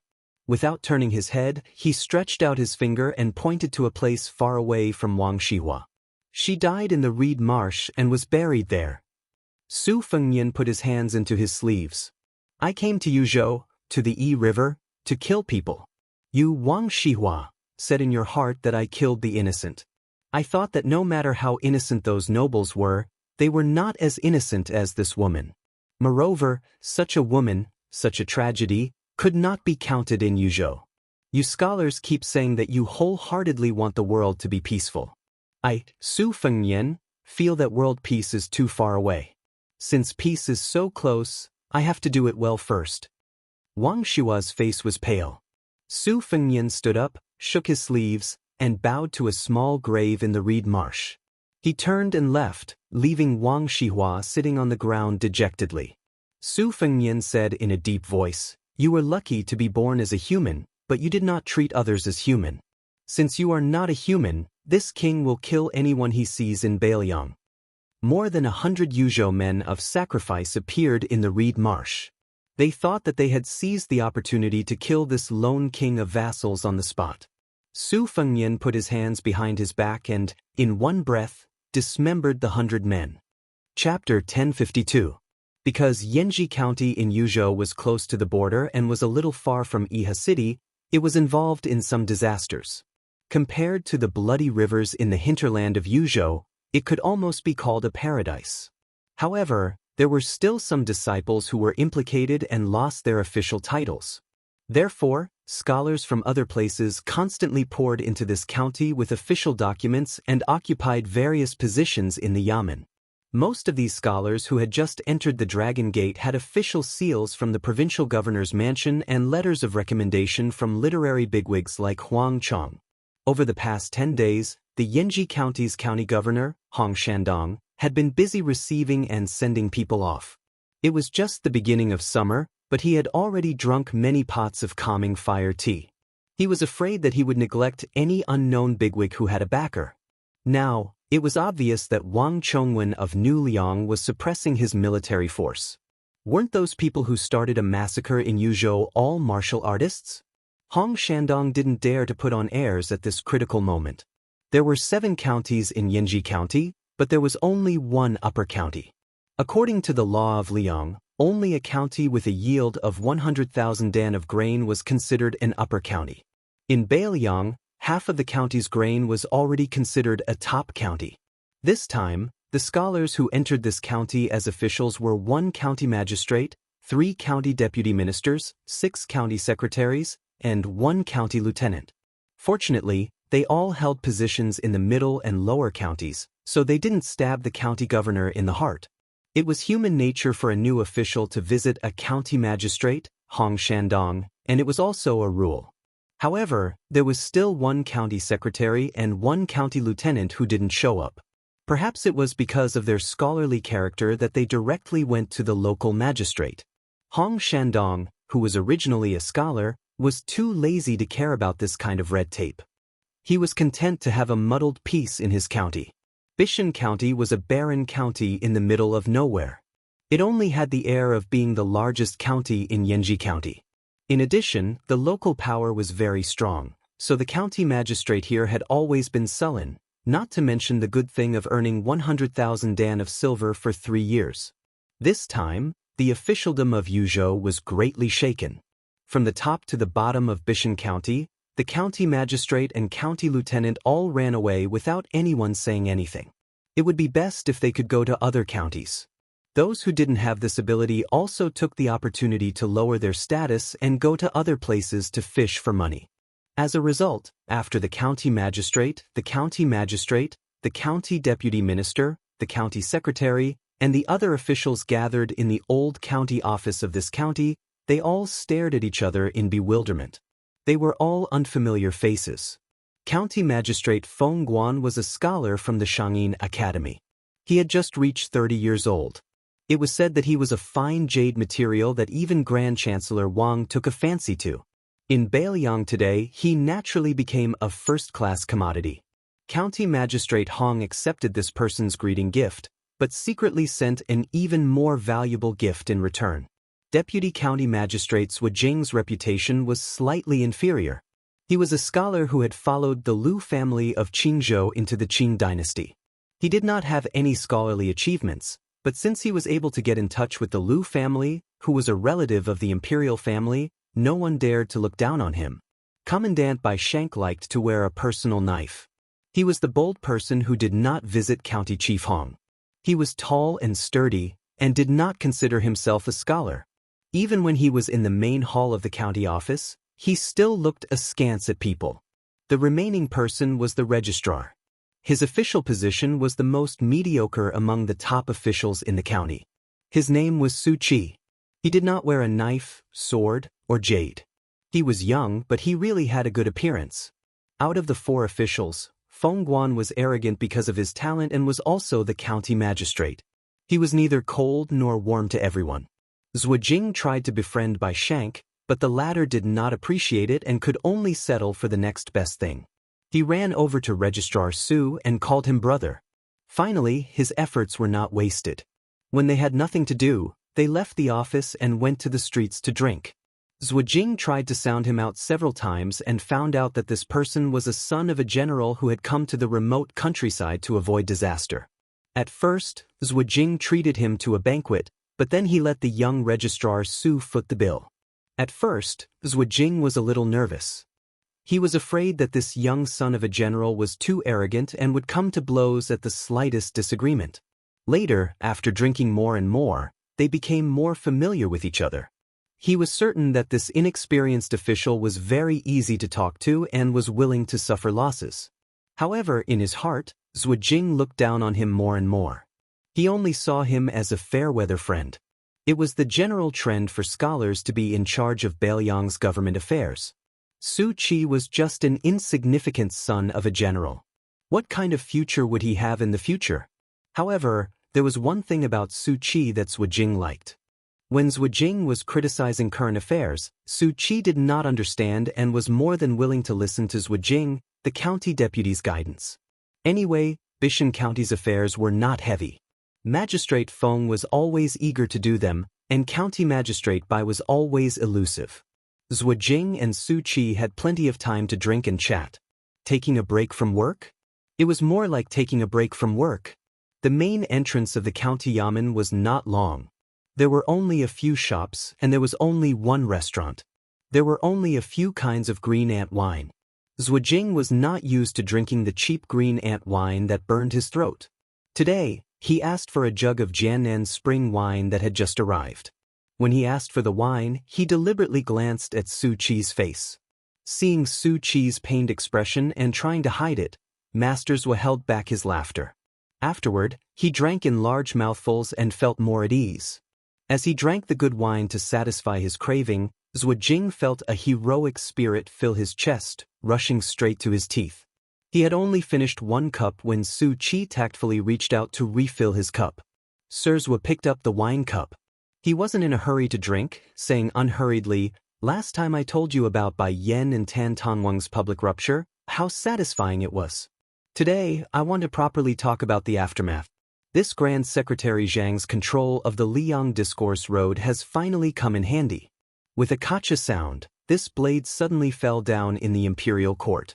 Although no one died, it made those who had the qualifications to enter the imperial court lose 2 noble titles, as well as 16 official hats. "Su Qi, don't you think it's amazing?" Su Qi laughed softly and said, "Amazing."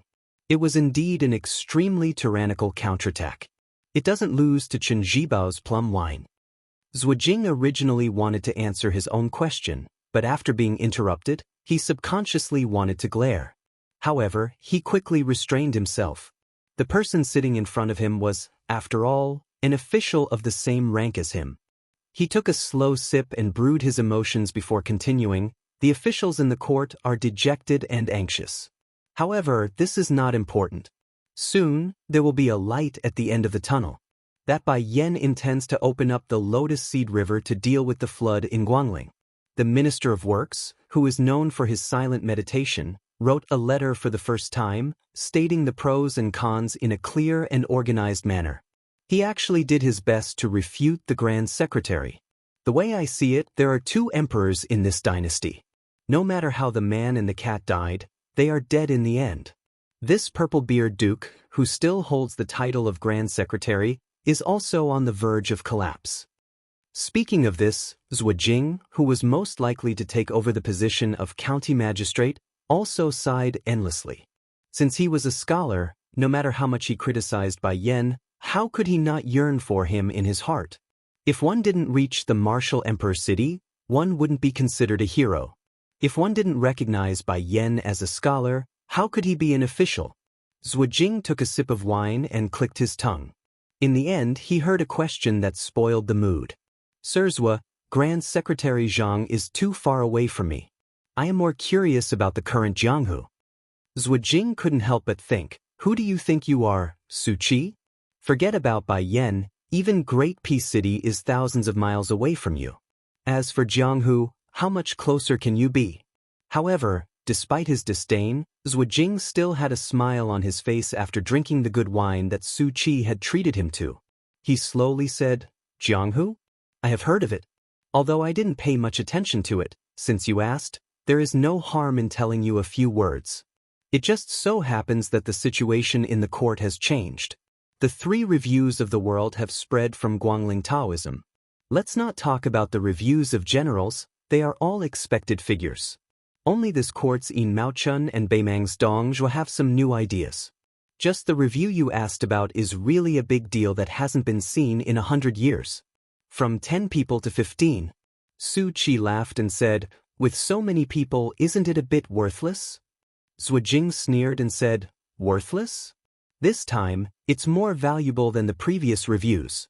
In the past, when there were 10 people in Liang, as well as when Beimang overstepped its authority and published a review, they didn't include people from the 3 religions. They didn't dare touch places like Martial Emperor City and the Wu family's sword tomb. This time, the 15 people in the review are the real top masters in the world. Su Qi lowered his head and drank a mouthful of wine. Then he squinted his eyes and smiled. Zhuojing glanced at the young registrar across the table. The ordinary-looking deputy left district magistrate couldn't help but feel a little resentful.